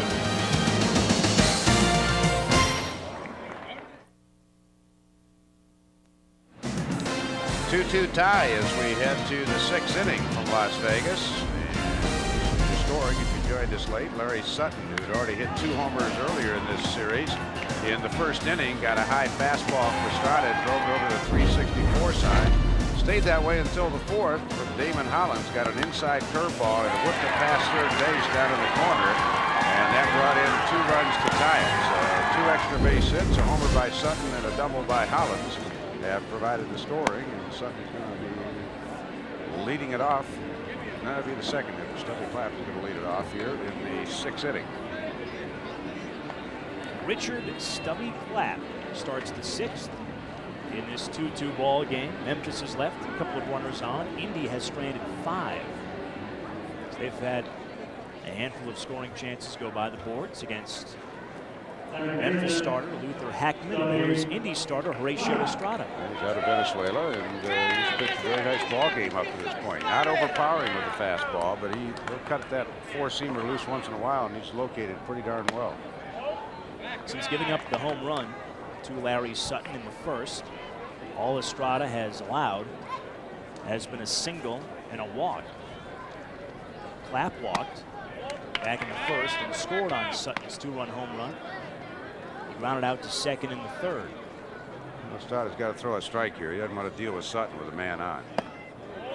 3-0. Clapp, a really patient hitter. Again, he was on twice yesterday with walks and was hit by a pitch. He's already walked once in this game and up 3-0.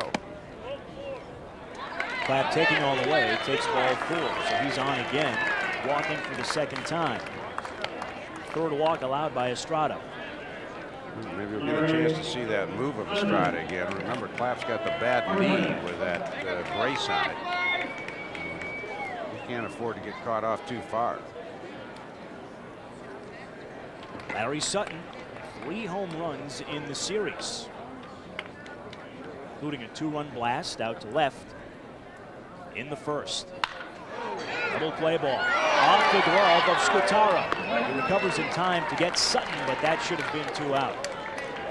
Yeah, but that's still a good play by Marcus. He didn't panic. He bobbled it. He knew he'd bobble it, but instead of trying to rush everything and maybe get a force at 2nd, which would have been tough, he took the sure out at 1st base. Sutton once again hit a ball right on the button. As he is swinging the bat very well right now. Marcos had it pop in and pop out, but as soon as he did, he didn't even look at 2nd base. He knew he had to get the out at 1st. Back to live action. Pickoff attempt at 2nd base as Scutaro ducked in behind Clapp, but Stubby is back in time. Not only does Estrada have a good move to 1st, he's got a quick one to 2nd.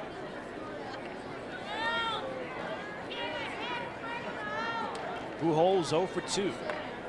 Still looking to light it up in this series. Fans at a high fastball from Estrada. Well, that's one thing about the young hitters. I mean, he was in the Midwest League this year. He's a little anxious right now and going out of the zone. As you get more experience in professional baseball, you generally get a little better handle on the strike zone and won't be swinging at pitches over your head. This is his 1st year in pro ball. He's down 0-2. He was the MVP of the Midwest League at Peoria. He hit .324 with 17 homers, 84 ribbies in 109 games. Yeah, a veteran like Estrada, though, is going to really work this kid over.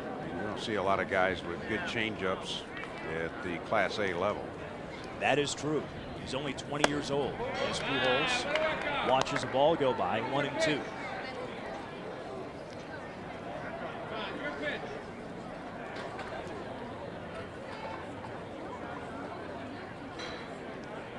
Clapp has his lead from 2nd with 1 away. Represents the tie-breaking run. Fisted by Pujols. Barrett chasing it to foul ground. Makes a nice grab over his shoulder.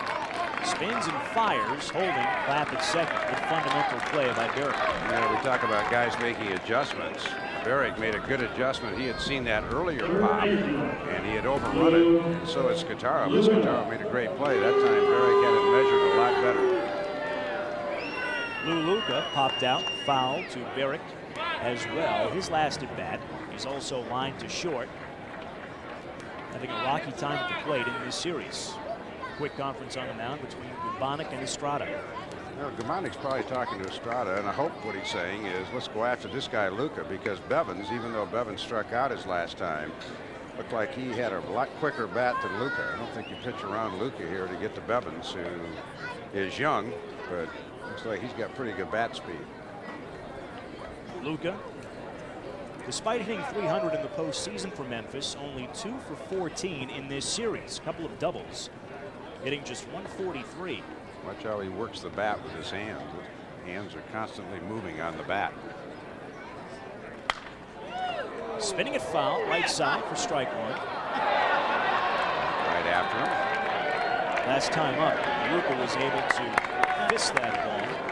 Look at the way Luka works that bat right there. But whatever he's doing, he's not getting his bat in the proper hitting position because he's been late getting to the ball.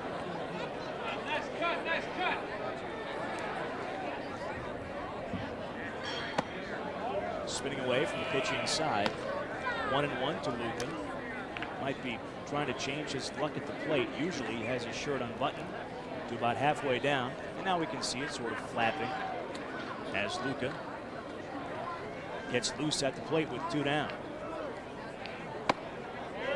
Up and in again, 2-1. You know, veteran catcher like Gabonic went out and talked to Estrada, and basically the game plan is to pound Luka inside. That's where they got him out last time, fisted a little weak pop foul. And Gabonic just doesn't think he's getting his hands out in front, so they're just going to pound him in if they can. 3-1. Luka, if he's ever going to get the bat going, he's going to look fastball here and try to get the bat head out.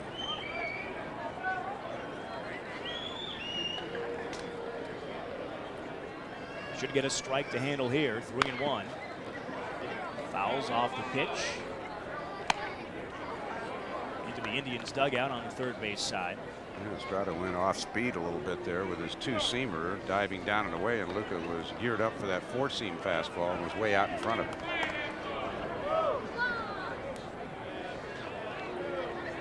Estrada set to fire the payoff pitch. Charging Perez.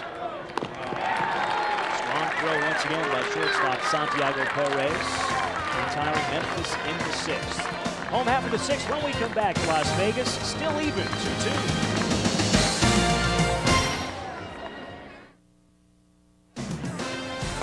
The lights of Las Vegas own the annual AAA World Series. The Las Vegas Strip, at the very end of the Strip, Cashman Field, home of the Las Vegas Stars and the AAA Fall Classic. We are tied 2-2, heading to the home half of the 6th inning. Let's catch up with Dean Ellis once again in the Memphis Redbirds dugout. Dean. Ted with Rick Wilkins, catcher for the Redbirds. And Rick, tell our viewers about your sister and the inspiration she has been to you in your career and your life, really. She's just a tremendous inspiration for me. My sister Tricia, she's 30 years old. She was born with cerebral palsy, and you know, she's just kept this game on an even keel for me and kept it in perspective during the tough times. She's really the happiest person in the world, and she's got every reason not to be. So we've got a foundation out home where we're trying to help develop mentally disabled adults in the Jacksonville, Florida area, and this will be our 8th year coming up. We're really excited about it. It's I think bigger and better than people thought it would be, and we get a lot of support in the community, and a lot of my friends in baseball come in and help me, and it's just a great event. You have a golf event, right? Yeah, we got it's a 3-day weekend, 2-day golf tournament, and it's just a tremendous event. Get a lot of celebrities from all over the country, bring folks in from all over the country for the weekend in November. Rick Wilkins, that's a man behind the mask, Ted. Saw him catch in game 1, Dean. Great story. Very inspirational. Luka drops it, picks it up. His throw is in time to get Creighton Gabonic, Indianapolis catcher, digging to first, route number 1. Luka bobbled, but if you're going to bobble it and grab it, having a catcher running like Gabonic is the best way to do it. Is he still gets Creighton by 1, 2, 3, 4, 3 steps. So Luka saves himself an error. I can't say enough about these 2 starting pitchers tonight. They've really done a terrific job on a night that really favors the hitters. I've been very surprised if somebody would have told me the way that wind's blowing, it'd be a 2-2 tie in the 6th inning. Fernandez has walked, singled, and scored. He's been on base a couple of times. Made the great adjustment in the last at-bat against Hackman, who had been feeding him nothing but away, and then he finally went down and got a low and away slider and hit a line drive to center. Fernandez checks his swing. Willie Rodriguez says no swing. Certainly appears that Hackman's not going to deviate from his plan, though, trying to keep the ball away from the right-handed hitters. Fouled off down the right field line. 1-2 to Fernandez. Good idea by Hackman, especially with that wind whipping out to center field. Just an incredible pace. Flags fully extended. Gusts of upwards of 30 miles an hour. Still just a 2-2 game. Fastball missing upstairs, 2-2. That was a show-me fastball. And a pretty good call by Keith McDonald because he saw Fernandez making the adjustment, trying to go the other way, so he wants to keep him honest. He came up and in with a four-seamer. Fernandez 2 for 9 in the series with a single and double. Full count.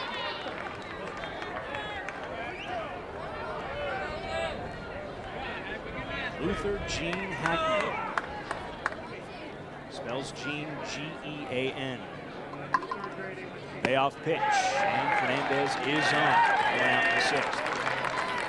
Again, Hackman not going to give in to a guy who's got home run power if he can help it. And Fernandez, another good at bat. So ever since he had that little pep talk with himself after he swung and missed at a low and away slider, he's had a much better look at Luther Hackman. He's had 2 good at bats now.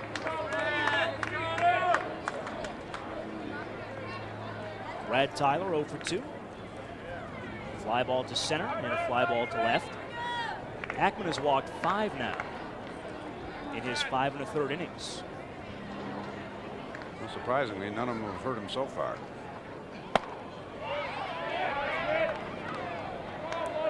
Hackman's philosophy is if he gets behind in the count, he's not going to give in to the hitter unless he really has to. A little surprised he threw a fastball to Berrick last inning, but Berrick lined out to right field to end it.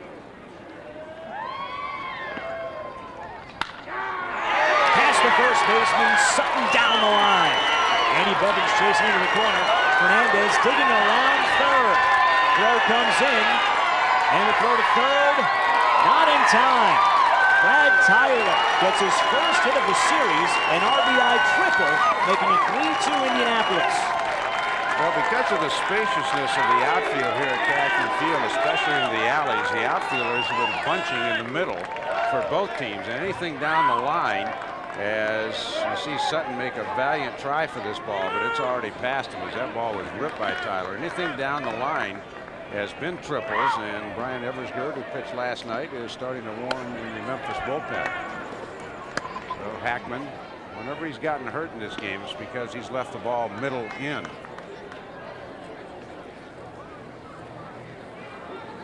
Soup's on. Pitching coach Bill Campbell onto the mound to talk with Luther Hackman. Let's head inside the Memphis dugout and Dean Ellis.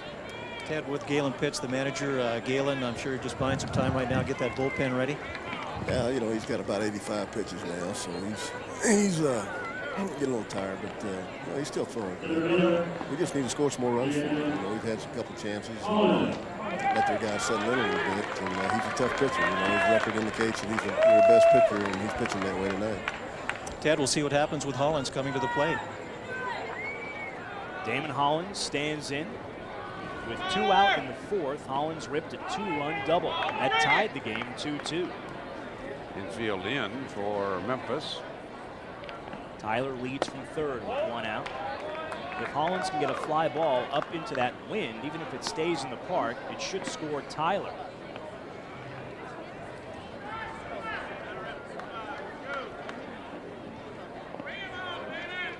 Memphis infield is in.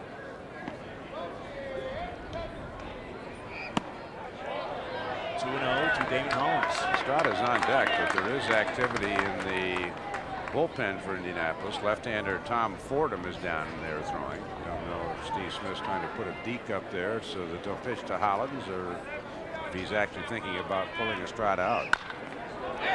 Chopper up the middle, it's a base hit.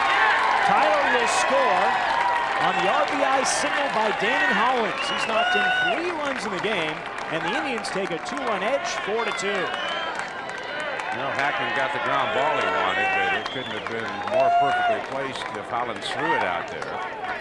And once again now, McDonald is sent to the mound to try to stall, and I think that's to get Eversgerd a little more time to warm up. Estrada is coming to the plate, and now Pitts wants the left-hander. So we will have a pitching change. Pitts goes to the mound. Bill Campbell, pitching coach for the Redbirds, went to the plate earlier in the inning. Well, Luther Hackman, we said the walks had not hurt him, but the final one did as it got a 2-run rally activated here. So the night is finished for Luther Hackman. After 5 1/3 innings, Indianapolis has the lead, 4-2.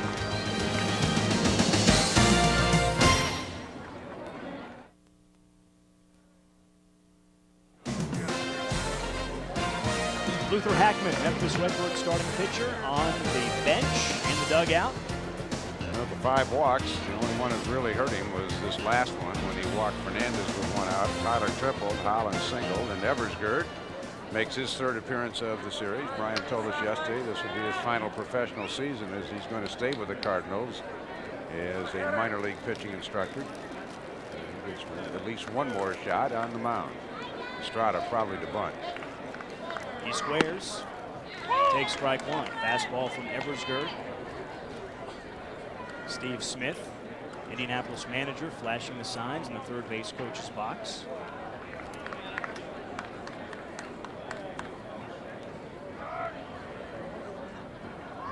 Estrada drops it down off the plate, foul, 0-2. Probably will bunt again, Steve Smith, as soon as have him try to get that man down to second base. Collins, decent speed at first base. He has 3 RBIs, so he's been the hitting hero for Indianapolis tonight. Eversgerd holds the Memphis career record with 156 games pitched entering this series. And Estrada goes down. Couldn't get the bunt down. That's the 2nd out of the inning. Be working on that next spring. I want to do some hitting. Now, we saw you in the AAA World Series last year. 3 bad bunt attempts. Go to the cage and work on bunting. Pleased to rejoin the Brewers down the road. Have to work on that. He'll be called upon to bunt, I'm sure, at the next level once he's back with Milwaukee. Here is Santiago Perez for the 4th time. A single, a walk, and he's reached on a fielder's choice. Been on 3 times in the game. Not a bad time to try and run Hollins here. I mean, you figure worst case scenario, he gets thrown out and you got Perez, your leadoff man, to start off the 7th. Short lead for Hollins with the left-hander on the mound. Perez fouls it off to the seats right side. Count evens 1-1. Perez a better hitter from the left side. He's hit 2 home runs in this series left-handed. In the postseason, he has been on fire for Indianapolis. Well, he started well. He was the Indianapolis Player of the Month in April, also the Brewers Minor League Player of the Month in April, and now he's finishing strong.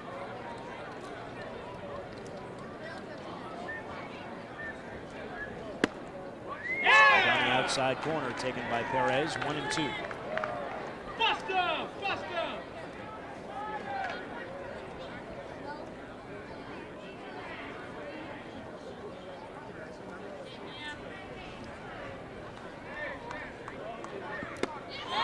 Perez chases, strike 3. A couple of strikeouts for Eversgerd as he comes in to put out the fire in the bottom of the 6th inning. We head to the 7th, and Indianapolis has the lead for the first time, 4-2.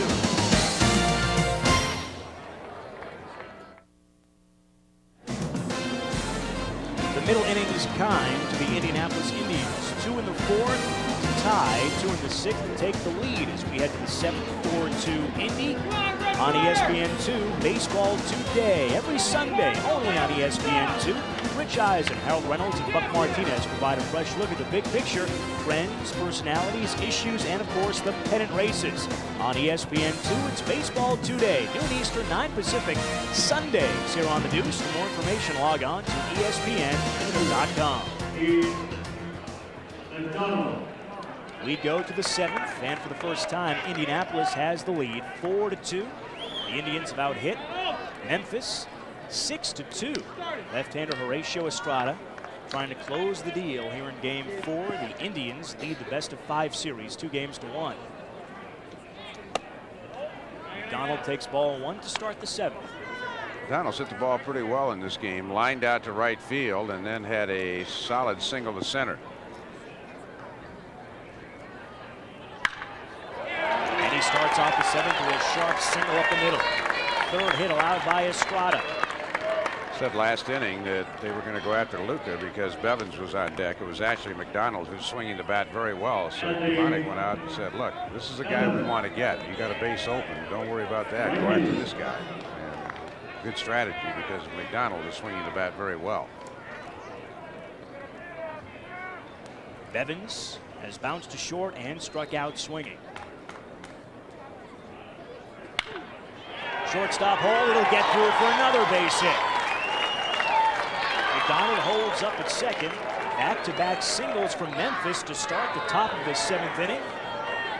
Well, Memphis told you their story. They were down to their final out in the first round playoffs. So with 3 innings to go, down 2 runs, they say that's nothing. So they come bouncing right back against Estrada here. And we'll see what Garcia has in mind. We'll see what Galen Pitts has in mind. The pitcher spot is due next.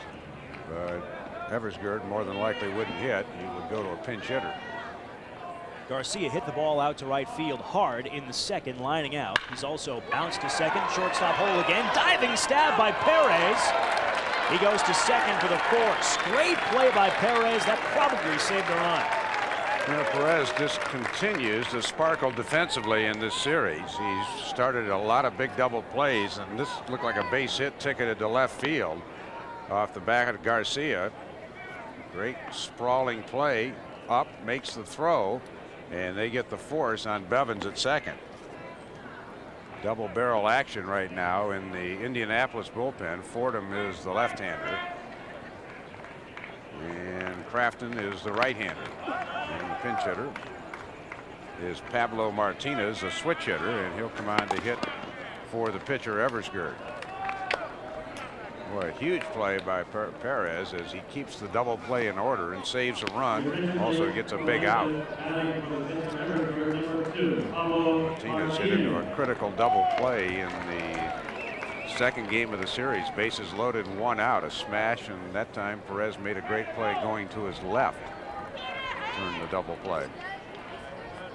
Switch hitter Pablo Martinez will have to wait for the first pitch as Estrada showcases his move to first once again, keeping Garcia close. Yeah, and Garcia really can't get picked off here. We've seen that other move of Estrada where he backs off the rubber and slings it from the hip over to first base. That looks like his quick one.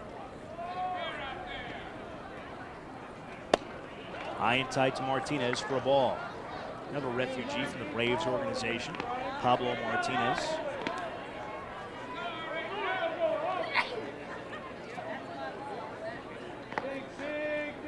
Sit pretty well in limited duty in postseason action. Fouled off to the right. Count even 1-1. You can understand it with some of the former Brave players playing in the Brewer organization, as Dean Taylor, the new general manager in Milwaukee, came from Atlanta. Pablo Martinez is in the Cardinal organization now.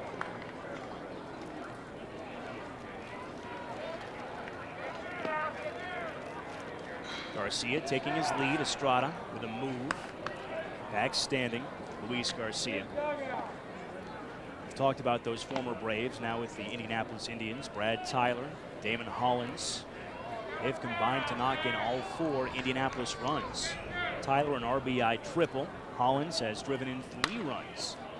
Martinez pulls this one foul down the left field line. It'll fall untouched. A lot of foul territory here at Cashman Field in Las Vegas. That'll move the count to 1-2. Yeah, and again, because of the spaciousness in left and right center, most of the outfielders are bunched to try to take away those gaps, and down the line it's very difficult for them to get them. You see Tyler's just barely coming into the picture right now.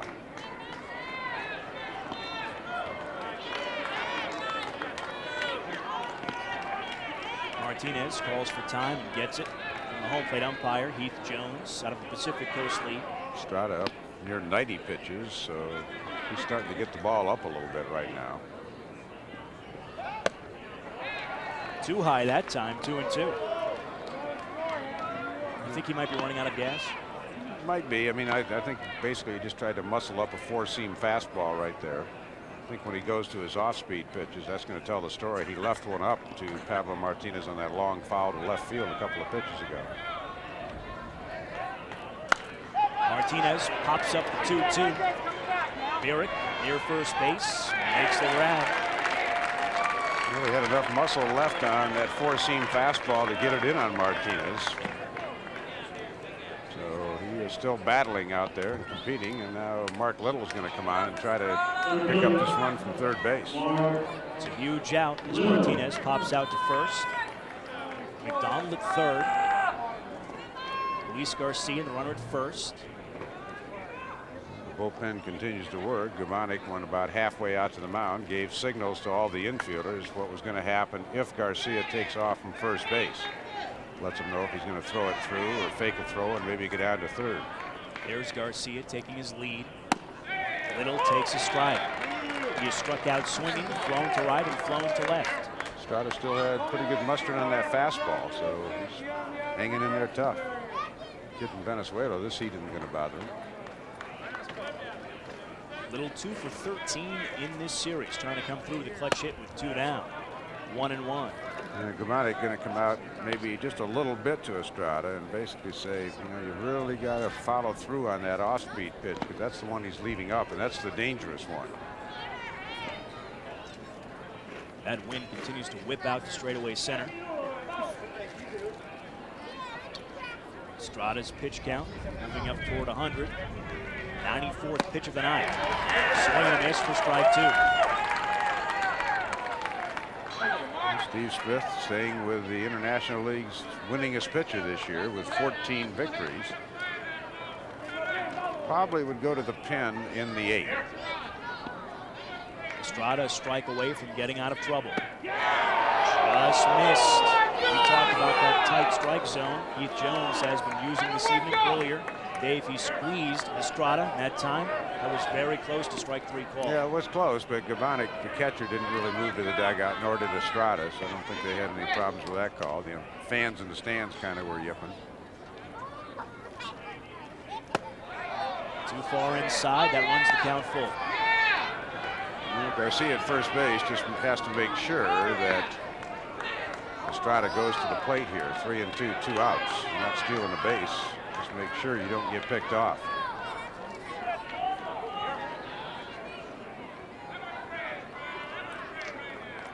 Payoff on the way. Ball 4. Bases jammed with 2 down for a stubby clap. Looks like Dwight Bernard, the pitching coach, is on his way out to the mound to talk to Estrada. So with the left-hander stubby clap, I'm sure he's going to stay with Estrada. Otherwise, Steve Smith, the manager, would be out right now. 4th walk allowed by Estrada loads the bases as we have the conference on the mound. McDonald at third. He's single. Garcia at second, reached on a fielder's choice. Little on at first. He walked moments ago. 2 down to load the bases. So lefty Estrada getting set to face the lefty batting stubby Clapp. Biggest at bat of the season for Clapp. It really is, and remember, he was not even here for game 1. He was seeing a doctor in Memphis for the knee. They said there was no structural damage, so if he could stand the pain, he was going to play, so he flew out here. Did not play game 2, but got in there yesterday. So he's been their spark plug all year long. They need a big hit here. He's walked twice and bounced to second. He takes ball 1. Going to have to throw a strike to Stubby. He doesn't go out of the zone very often.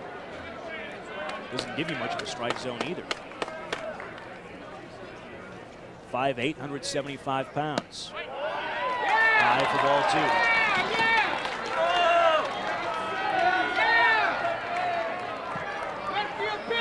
2. Memphis again trying to stay alive in this series. They must win to force game 5. Bases loaded with 2 down. 3-0. Estrada's got himself in a sticky wicket right now. And if he walks Clapp, you'd almost have to think Steve Smith's got to go to Fordham. Lefty batting Larry Sutton waits on deck. There's a strike. Lap taking all the way.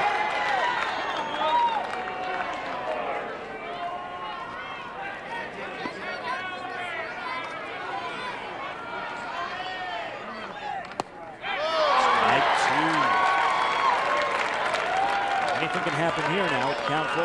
Yeah, Estrada is basically saying, I'm going to make you hit your way on. Gut check time for Horacio Estrada. Most reliable starter for the Indianapolis Indians all season. Led the International League with 14 wins. 5th in the league in earned run average.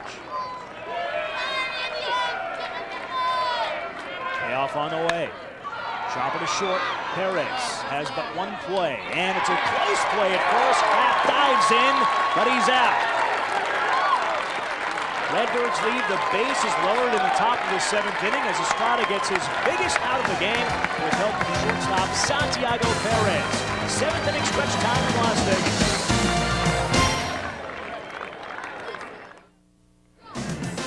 The Indianapolis Indians trying to close the deal in Game 4 at Cashman Field tonight, leading 4-2 as we head to the home half of the 7th inning. This is best of 5 series.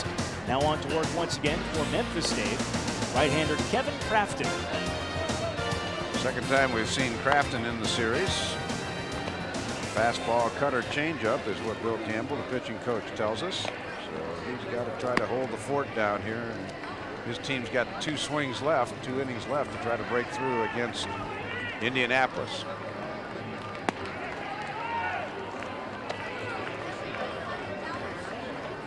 Seventh inning stretch continuing here at Cashman Field as we get set for the home half of the 7th to get underway. We saw Crafton pitch in Game 2, won by Indianapolis 3-2 on Creighton Gubonics. Game-winning walk-off home run to start the home half of the 9th inning. Crafton went 2/3, allowed a hit, a run, walked 1, struck out none. It'll be the 2, 3, and 4 hitters for Indianapolis here as they would like to get some insurance runs. Marcus Cataro, he is 0 for 2 in this one, 2 for 6 in the series plus a walk. He will step in to lead it off.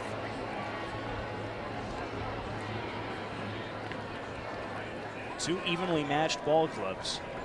Redbirds and Indians. Memphis went 83-61 during the Pacific Coast League regular season. Indianapolis 81-63. Scutaro has flown out to center, grounded to short, and walked tonight. Formerly in the Cleveland Indians organization.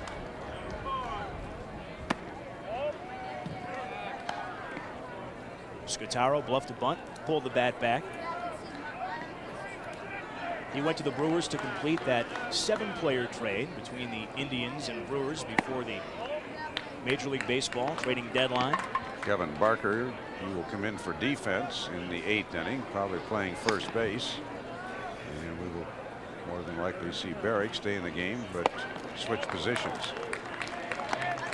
Scutaro ahead of Crafton, 3-0. Never want to walk that leadoff man. Crafton trying to keep it a 2-run ball game.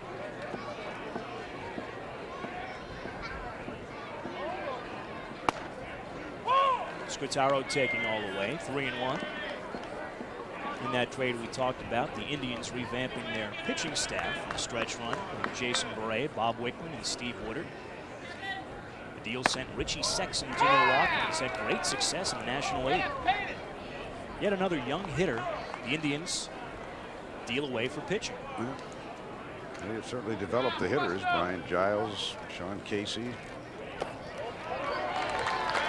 Scutaro draws the walk.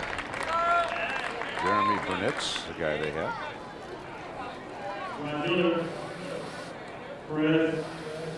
Let's rejoin Dean Ellis down on the field. Ted, with Dwight Bernard, pitching coach for the Indians, Dwight Estrada comes out for the 8th. Yeah, he does. I went out in the bottom of the 7th there, or the top of the 7th, and I just wanted to check him out and just see how he looked. And he said the right thing, so we left him in the ballgame. Also, congratulations on becoming a grandfather today. Thank you very much. Yeah, we're very proud of that. It's our first one. Abby Marie, very tickled. You're now down 2 to Dave Campbell in the win column, right, Dave? Yeah, well, we got grandchildren, 3 and number 4 on the way. So Dwight wants to chat. They're great. Speaking of chats, right now Keith McDonald is out talking to his pitcher, Kevin Crafton. Chris Jones 0 for 3 in this ball game. A swinging strikeout, a fly ball to left, and a pop out to second. Hitless in the series. He is overdue. Scutaro measures his lead. Sutton keeps him close. Right now, Crafton having trouble locating the strike zone. Walks are not what Bill Campbell looking for right now, and he's going to go out. McDonald went out and talked to him, and now pitching coach Bill Campbell is going to go out, and the message basically is going to be, Kevin, you know, there's no defense for walks. Got a pretty good defensive team behind you. Let's throw some strikes, get a ground ball, turn 2. And the way Jones is going in this series, 0 for 10 with 5 strikeouts.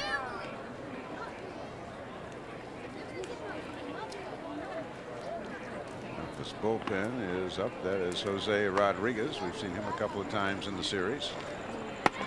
They have a bunch of left-handers down there in their pen. They have 4 of them. Eversgerd, who we've seen, Rodriguez, Justin Burnett, and Alan McDill.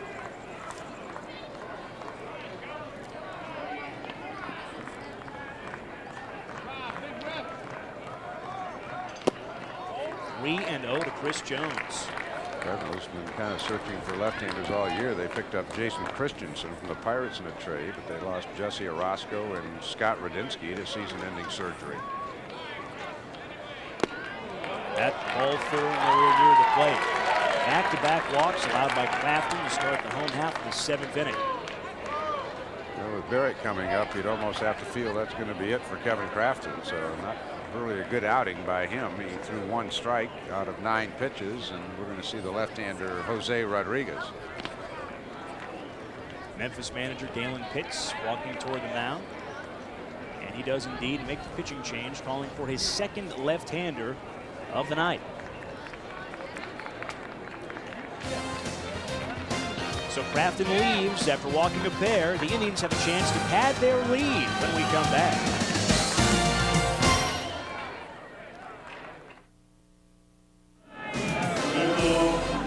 Home half of the 7th. Youngsters still out in full force here at Cashman Field. She's waiting for her first foul ball tonight. 4-2. The Indians on top, facing a new pitcher, Dave. Lefty Jose Rodriguez. Yeah, Rodriguez fastball slider change, and Steve Smith counters with a pinch hitter for Barrick. Norberto Paco Martin. He could be up there to bunt. Steve Smith may try to get these 2 insurance runs over. Martin squares, drops it down. Good bunt, scooped up by Luca. He fires to first in time. Clapp covering the bag. Scutaro takes 3rd, and Jones moves up to 2nd as the sacrifice goes 5-4. So the veteran Paco Martin does his job. Excellent bunt. Luca recognized it right away. He knew he was going to have to come get it, and he made a good play. But looking at Kubanic right now, they may elect to walk him. The on-deck hitter is Jose Fernandez, so they're going to walk Kubanic to try to set up a double play. Last time these two faced each other, game 2 of the series, Rodriguez served up a game-winning home run to Kubanic in the bottom of the 9th inning. That began the inning. The Indians won the game 3-2. It looked like Indianapolis was going to blow away game 3 yesterday. They had an early lead. They had the bases loaded in the 4th inning and nobody out. And then they got a key double play. A run scored, but that kept the score at 2-0, and Memphis could rally. They really desperately need a double play ball right here. They're down 2 with only 2 at-bats left. So Fernandez walks Kubanic intentionally after Kubanic beat him with the game-winning home run earlier in the series. Scutaro at 3rd. He walked. Jones at 2nd. He walked as well. Kubanic at 1st. Walked intentionally to load the bases for Jose Fernandez. And it's 8 walks by the Memphis pitchers, 1 of them intentional. Didn't hurt him until the 6th inning when a 1-out walk to Fernandez, followed by a triple by Tyler. But now Indianapolis in a position to kind of blow this game open if Fernandez can get a key hit here. He's walked twice tonight and singled, scoring twice. Takes a big rip at strike 1. Had a good at bat in the fourth with that single. Yeah, every time he gets home run happy and that head starts pulling off, that's when he swings and misses. He's having that little pep talk with himself again. What Steve Smith wants him to do is hit the ball straight away to center field, at least get one run in here. Little check swing, fair ball up the line, past Larry Sutton. Scutaro scores. Jones coming around as well. And excuse me, two-run single for Jose Fernandez gives the Indians a big 6-2 lead. Nothing you can do about that if you're Memphis. That was just a bad break. Could have gone right at Sutton just as easily, and he could have gone home to first for a double play, but baseball luck right now on Indianapolis' side. Didn't even mean to swing, and right inside the first base bag. Larry Sutton could only watch just helplessly as that ball dribbled out into right field. And it looks like Lyle Mouton now is going to come on to pinch hit for Tyler. So Mouton, we knew he might be available to pinch hit. Steve Smith going for the hammer here right now. Rodriguez getting some counseling from catcher Keith McDonald. Both of those runs charged to Kevin Crafton. They both walked Scutaro and Jones. Fernandez telling Larry Sutton, he says, yeah, you hit one about 420 feet to drive into. He said, I just hit one out to the outfield grass on an excuse me swing, and I got 2 RBIs.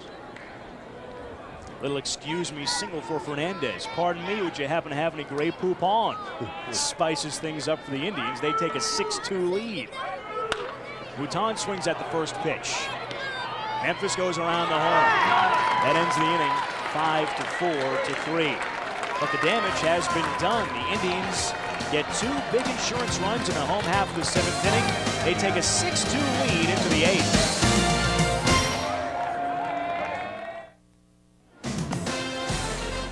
Welcome back to Cashman Field in Las Vegas. Deuces wild tonight. Memphis took an early 2-0 lead. Since then, 2-2-2 for the Indians. 6-2. Indians on top. Paco Martin stays in the ball game to play left field. And now in the ball game to play first for Indianapolis. Kevin Barker will go back in Brad Tyler's number 7 spot. Estrada back out there for the 8th inning. He has thrown 103 pitches, 43 balls, 60 strikes, and a lot of first pitch strikes, 18 of them. He certainly appears to be a confident young man right now. He gave up 2 in the first on kind of a wind-aided home run, nothing since, and Bob Scanlon, 40 saves this year between regular season and the playoffs, is beginning to loosen. First hitter in the inning is Larry Sutton, and then a host of right-handed batters come up. Although Galen Pitts does have quite a few lefties to choose from. Rick Wilkins, Darrell Whitmore, Steve Beeser all hit from the left side, and Juan Munoz also. Let's talk some strategy now as we head inside the Indianapolis dugout and join Dean Ellis.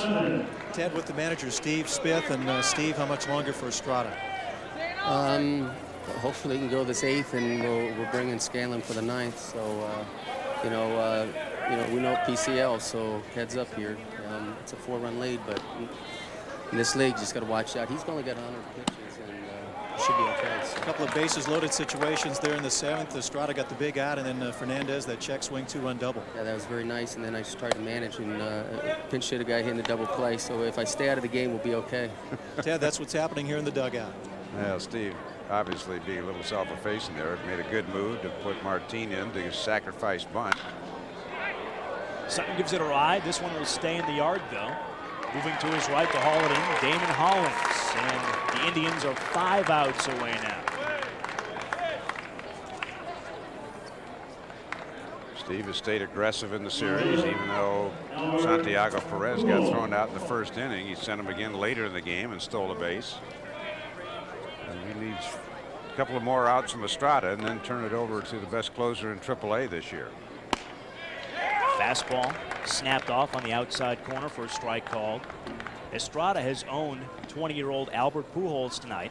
He's fouled out twice and grounded to first. He's hit the ball to the right side 3 times. Tell you, Estrada really showed me something last inning. Bases loaded, 2 outs. He had Stubby Clapp, 3 balls, no strikes, a small target. Just came back and threw 3 consecutive strikes and got the ground out. That was a key out of the game for Estrada. Missing upstairs to Pujols. Scanlon, if we see him later on, we probably will. We'll try to atone for the blown save in game 2. Memphis dugout looking a little bit downtrodden right now. Scanlon continues to work. Had a little rust on him when he came into that game 2. He walked the first hitter. That's very uncharacteristic.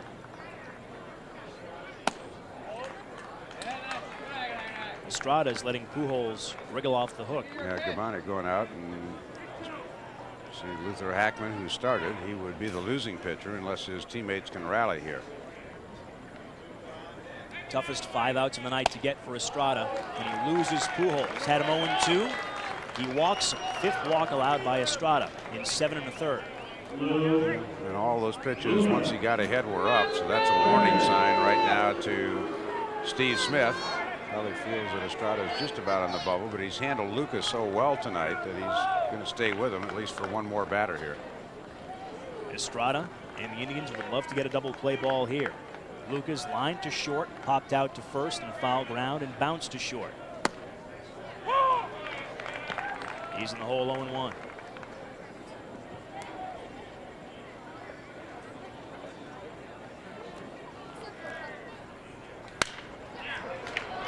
Perez to second 1. On to first, and there it is. The double play ball. Estrada and the Indians were looking for it, and they turn it. They are 3 outs away from the AAA World Series championship. But first, a chance for insurance in the bottom of the 8th for Indy. They have a 6-2 lead.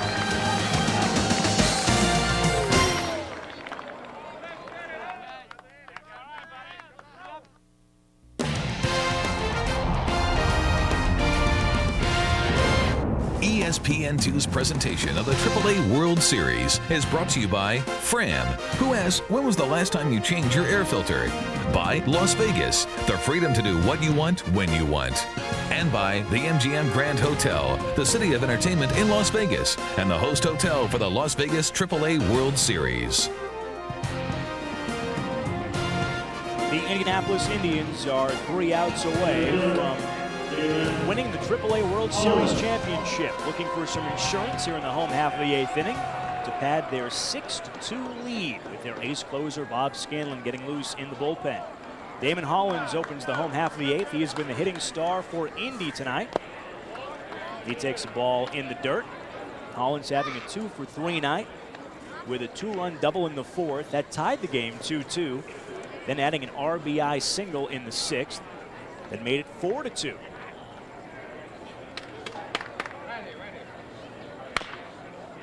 Rip foul, third base side, evening the count 1-1. Damon Hollins got the big hit for Indianapolis to get him even tonight. Look at Jeff Pickler on deck. He'll hit for the starting pitcher, Mauricio Estrada. Hollins fouls it back. The count 1-2 now.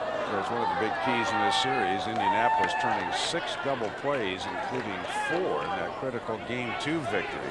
Every time they've seemed to need that twin killing, and Santiago Perez has been right in the middle of 5 of them. Their defense throughout the series has been outstanding, except for that one stretch in yesterday's Game 3. They started to throw the ball around. Hollins had a great defensive play in Game 1, throwing out the tying run at third base. Looked like Memphis was going to rally and get back even. Threw him out at third. That slowed that inning down, and then Indianapolis came in and added 4 runs to win going away 8-3.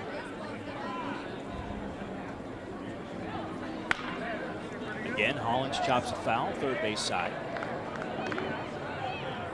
That Indians bullpen is busy ducking those ground balls. Souvenir for a young fan here at Cashman Field.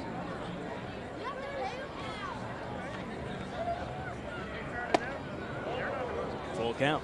Hollins doing a little dance there.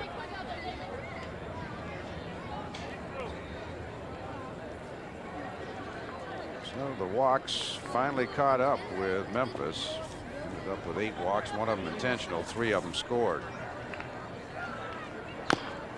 Chopped off the plate, kicks foul. Midway up the third baseline, we'll do it again. Ball hit right on the corner of the grass and then kicked dead left. So Hollins all the way back to the plate now. Saw Luis Salazar coaching at first, former San Diego Padre. Louis, another baseball lifer, great guy. Had a chance to be with Louis in San Diego when he was there. He was part of that National League Championship club in 1984. In line for the victory, Indians starter Horacio Estrada. He'll be hit for in a moment. Hollins down looking, fastball on the outside corner, fired by Jose Rodriguez.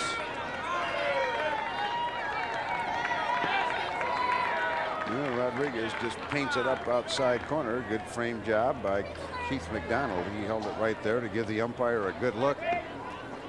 Jeff Pickler comes on.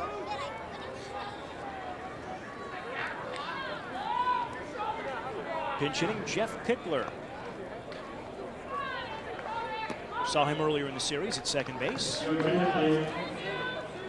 Let's head inside that Indianapolis dugout and join Dean Ellis. Dean. Ratio, go through the sequence in the 7th inning, bases loaded. You fell behind Stubby Clap 3-0.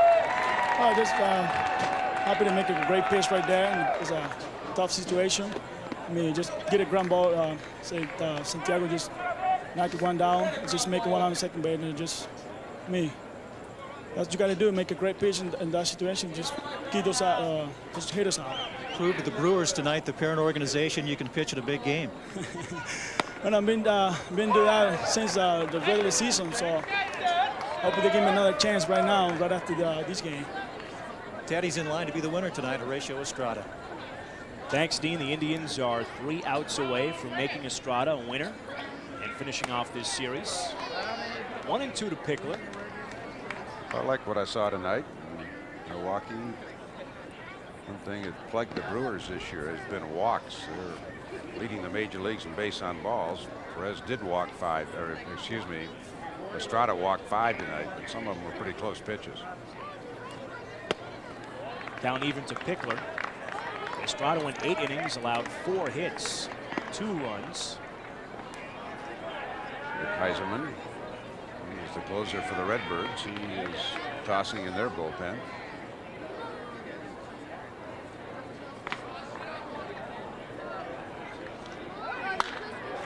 Pickler whacks it to shallow center, and this will be caught.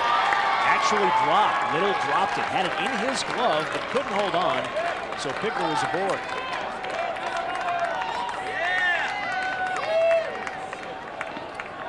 Got there and just hit off the tip of the glove. Little looking in, missed that. So Pickler gets a bit of a gift. He's given a single, bloop single, since Little had to come in so far to try to make that catch. Every time a fielder makes a play like that, he looks at his glove. Yeah, you let me down. Every single time. You let me down. Chopper past the mound, past second into center field. Pickler almost rounded second base too far. He gets back. Another base hit for Perez in this series. He's leaving his mark, Dave, on this AAA World Series. We've already cast our ballot, and I know I voted for him as the MVP of the series. We'll have to wait and see if the rest of the media colleagues agree with me. I second that emotion. Yeah, it looks like they're going to stall a little bit. So they're going to bring Heiserman in because Indianapolis has 3-4 right-handed batters in a row coming up. So McDonald out just buying a little time to make sure Heiserman's ready. And I think Galen Pitt's going to be making another pitching change here.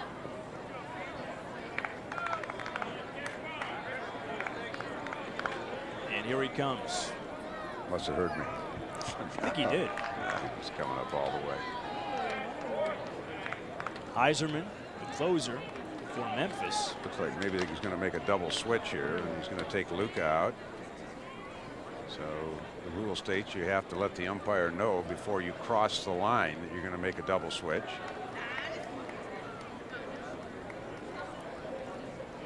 So Darryl Whitmore looks like he's going to go into the outfield. So we got a bunch of changes here. Not sure exactly what's going on. Don't know the personnel terribly well with Memphis. So Luca's night is over. So is Rodriguez, and we'll get it all sorted out.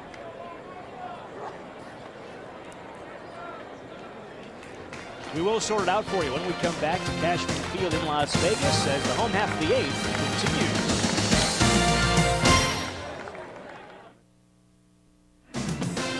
Back in Las Vegas, Memphis manager Galen Pitts pulls a triple switch, if you will. He's got a new left fielder, Darryl Whitmore, who will bat in the number 9 slot. Albert Pujols moves from left field to third base. Lou Luca leaves the ball game. So the pitcher will bat in the number 5 hole, and it is Rick Heiserman. Saw Heiserman earlier in the series. He has not been in a save situation yet. So he comes on to pitch to Marcos Scutaro. Heiserman, the closer for the Memphis Redbirds, and he will try to keep it a 4-run ball game. Pressure-packed situation for him with 1 out and runners at first and second for Indianapolis. Yeah, I can't give up anymore. I mean, yeah, it's PCL Park and the wind's blowing up. You got to face Scanlon. And it's going to be tough enough to try to think about getting 4 against Scanlon. You don't want it to be any higher than that. Scutaro has walked twice, scored once, flown out to center and grounded to short. Heiserman misses down and away. Talked about this earlier, but his bat is in the Hall of Fame in Cooperstown. Yeah, he's pitching to Keith McDonald, the guy that hit the home runs with his bat. First 2 major league at bats used Heiserman's bats. Dribbled foul. Third base side, 1-1 to Marcos Scutaro. Looking ahead to the Memphis top of the 9th inning, the Redbirds will send hitters 6, 7, and 8 to the plate. Keith McDonald, Andy Bevins, and Luis Garcia. And they will face Indianapolis closer Bob Scanlon. 40 saves on the season for Indy, 35 during the regular season, 5 in the postseason.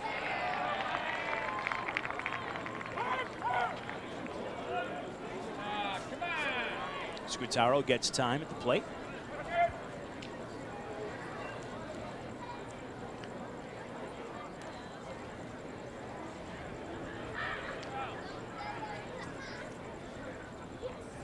Now we're ready.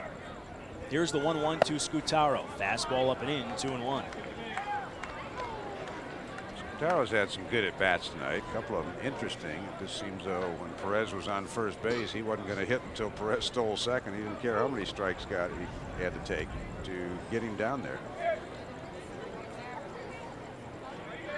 Heiserman, 6'7". Just misses the outside corner with a fastball. 3-1 to Scutaro. And he just simply can't allow any further damage here in the 8th.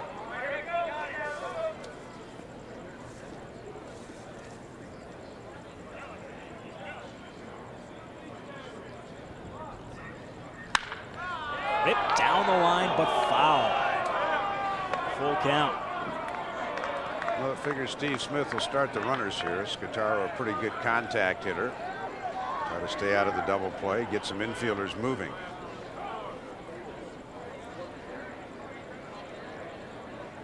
Heiserman out of Creighton University. Played with Alan Bennis, now with the St. Louis Cardinals. All conference honors in baseball, a freshman All-America. Payoff pitch.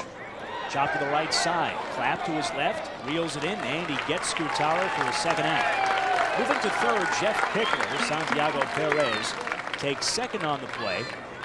Nice play by Clap, though, Dave, especially considering the bad knee. Yeah, I mean, he's been all over the field. You saw the head first slide into first base, trying to beat out that ground ball to short. Kid plays hard, and he's been playing hurt. Been impressive.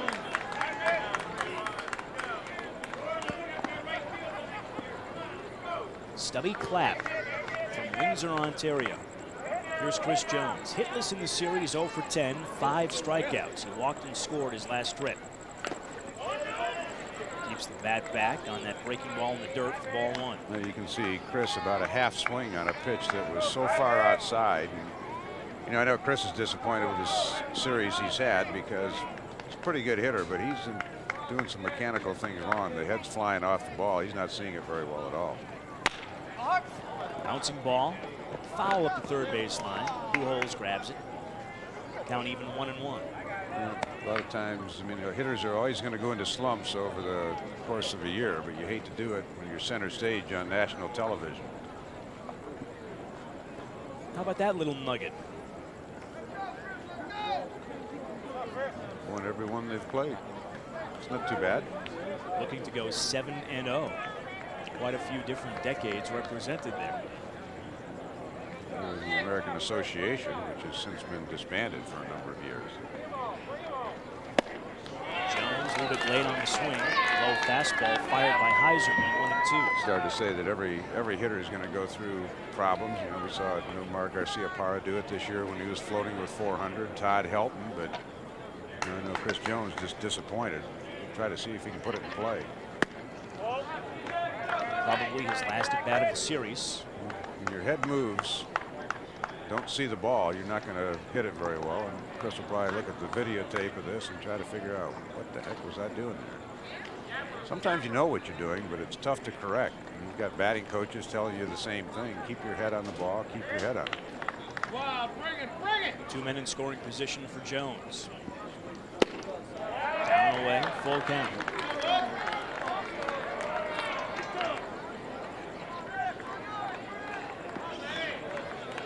Jones had a terrible shoulder problem last season when he played with the Syracuse Sky Chiefs, AAA affiliate of the Blue Jays. But he's battled back from that. Payoff pitch, bounce past the mound, and there's the elusive first hit of the series for Chris Jones. It'll score 2 more runs for Indianapolis, and the Indians are in great shape now with an 8-2 lead. Santiago Perez has had a great series, and Chris Jones, who hasn't, but that's going to make him feel a little better about this Indians victory tonight, that he could contribute. He battled to get the count 3-2, and then Heiserman, who falls off the mound to the first base side. You see that so often. Pitchers who don't get in the fielding position get burned with those ground balls right back over the mound.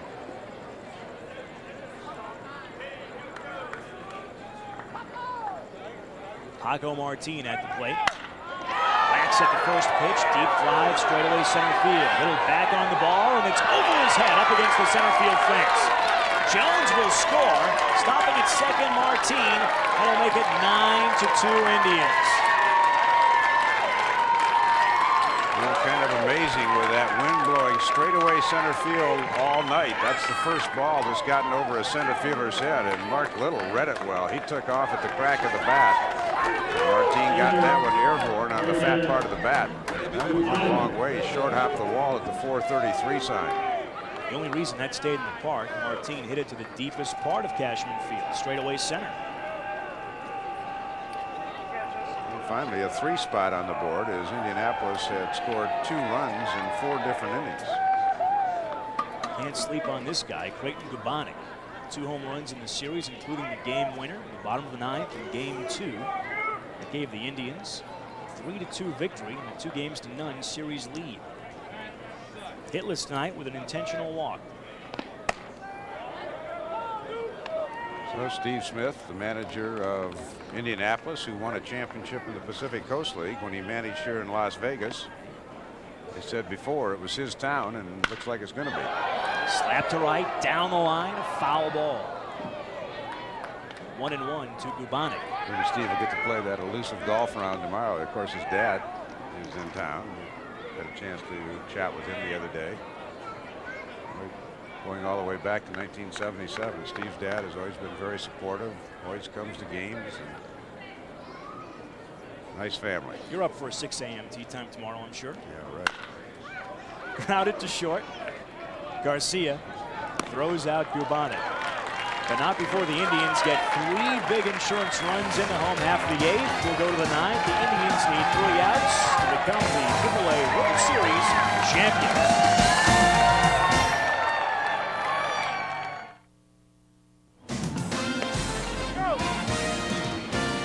Some lasting memories created by the Indianapolis Indians this evening. 3 outs away from capturing the AAA World Series championship here in 2000. They would become the first International League team to do it in 1998. New Orleans, out of the PCL, won the title. 1999, the Vancouver Canadians have since moved to Sacramento, won the championship. And on to close for the second time in this series, right-hander Bob Scanlon. Bruce Scanlon, a veteran of the major leagues, once was closing for the Chicago Cubs, had 14 saves a few years back. Trying to get back to the big leagues. They put some impressive numbers up this year. And with the dearth of pitching in the major leagues, you would think somebody may give him a shot. He blew the save in Game 2 of the series when he had a 1-run lead to work with, but became the winning pitcher when Creighton Gubanek belted a game-winning home run leading off the home half of the ninth. In a 3-2 Indianapolis win. This time he has 7 runs to work with. This is not a save situation, obviously. McDonald, a couple of singles. He's also skied out to right.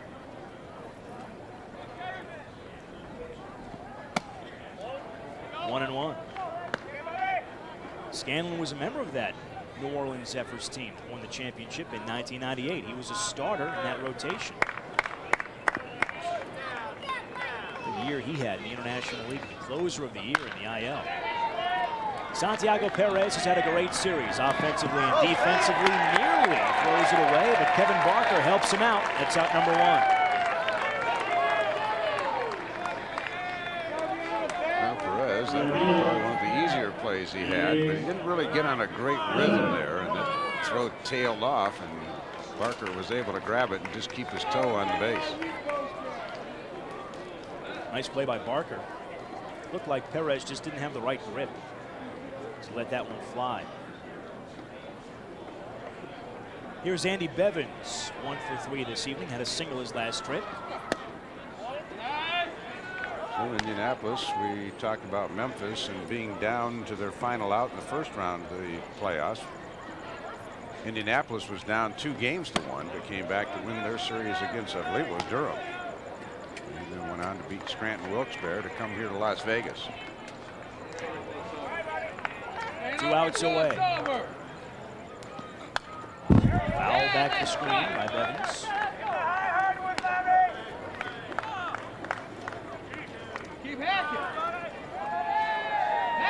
Bevins had a good game earlier in the series, going 3 for 3, 3 singles, and a sacrifice fly. That was in Game 2. Fouled off at the plate, 2 and 2. Evans has good power.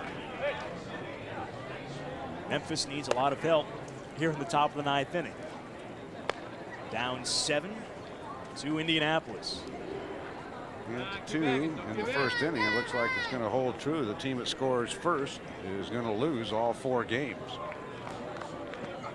Evans fans. Look at Indianapolis broadcast right to our right. They're getting a little excited over there. Slider from Scanlon. Evans chased this one. So they're down to their final out. And whereas they rallied in the first series, they were 1 run down with the tying and winning runs on base. Got a little bit more of a task tonight. Luis Garcia swings at the first pitch and fouls it back for strike 1. He's lined out to right, bounced to second, reached on fielder's choice. Well, congratulations to both clubs to get this far. It's a long grind. They've got to, just like the major leagues, they got to go through 2 playoff series to get to the World Series. Foul back by Garcia again. Redbirds, led by manager Galen Pitts, had a great season, had their backs against the wall. Yesterday had to win to force Game 4 tonight. They won 11-4. Garcia gets a new bat after breaking his previous one on that foul. Fans on their feet here at Cashman Field. Indy a strike away from wrapping up the title. There it is! Bob Scanlon slams the door on the Redbirds, and Indianapolis wins the AAA World Series. Well, congratulations to the Indians. They played a very, very sound series, especially on the defensive side. They got excellent pitching. Estrada was magnificent tonight. And the celebration begins in the middle of the diamond. Nothing fluky about this championship here. They just played very, very solid baseball, and then they strung together the hits tonight.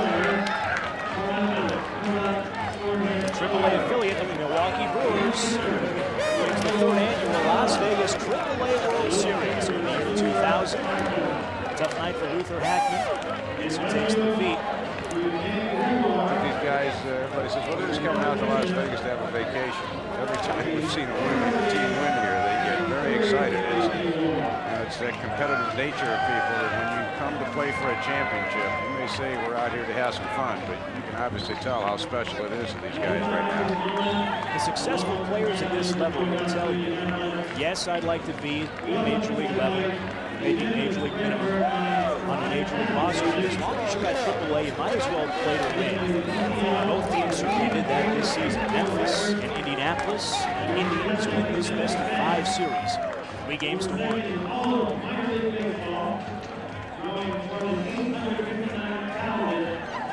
We will come back with more from Cashman Field as the celebration continues on the field. The Indianapolis Indians, the World Series champions for 2000.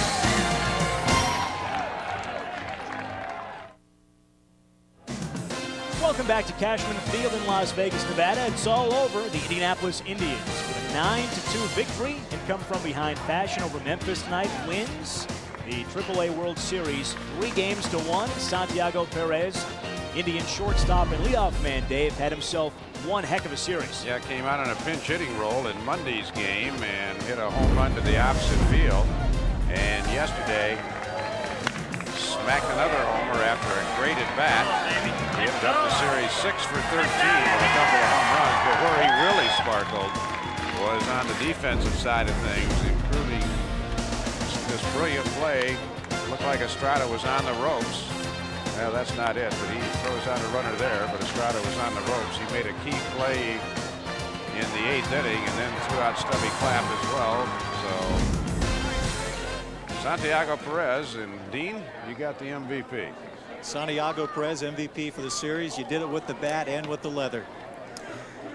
Well, we were really excited here. I don't care about what I did. What matters is that we won. We got through the first round, the second round, and we're here. We won everything, you know, and we're really excited. The whole team, you know, we're really happy that they keep our team together. You know, nobody went out. You know, they sent some guys down, and that made our team, you know, really strong. And everybody stepped up. You know, guys that weren't doing very good, you know, they stepped up today. And I mean, everybody was doing just a little bit for the team. Defensively, you guys had some big double plays in this series. Yeah, you know, it's like I told you, everybody was just playing hard, and we didn't care about making errors. We were just trying to, you know, get to the ball, catch the ball, and just throw it. You know, it was just everything was so exciting that we're here. Actually, you know, that everybody just playing so hard. What were you thinking when you fell behind early in that first inning home run by Larry Sutton? You know, we were okay. You know, the whole team, we didn't care that he got a first inning home run. You know, we knew that we have a good team and that we could come back and win this game. Your pitcher tonight, Estrada, what a great outing for him. He's a really good pitcher. Like you guys know, he won 14 games this season, and we really believe that, you know, when he was on the mound, that he was going to do a good job for us. Your manager's done a great job all year. Steve Smith, also Luis Salazar, I'm sure he's helped you with your hitting. Yeah, Steve Smith and Luis Salazar. Steve, you know, he worked with me.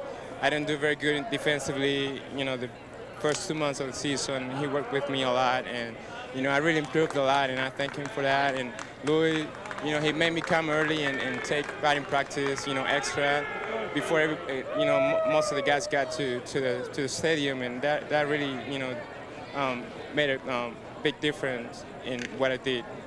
Santiago Perez, the MVP for the series, and Ted and Dave, I think we're just about ready for the trophy presentation.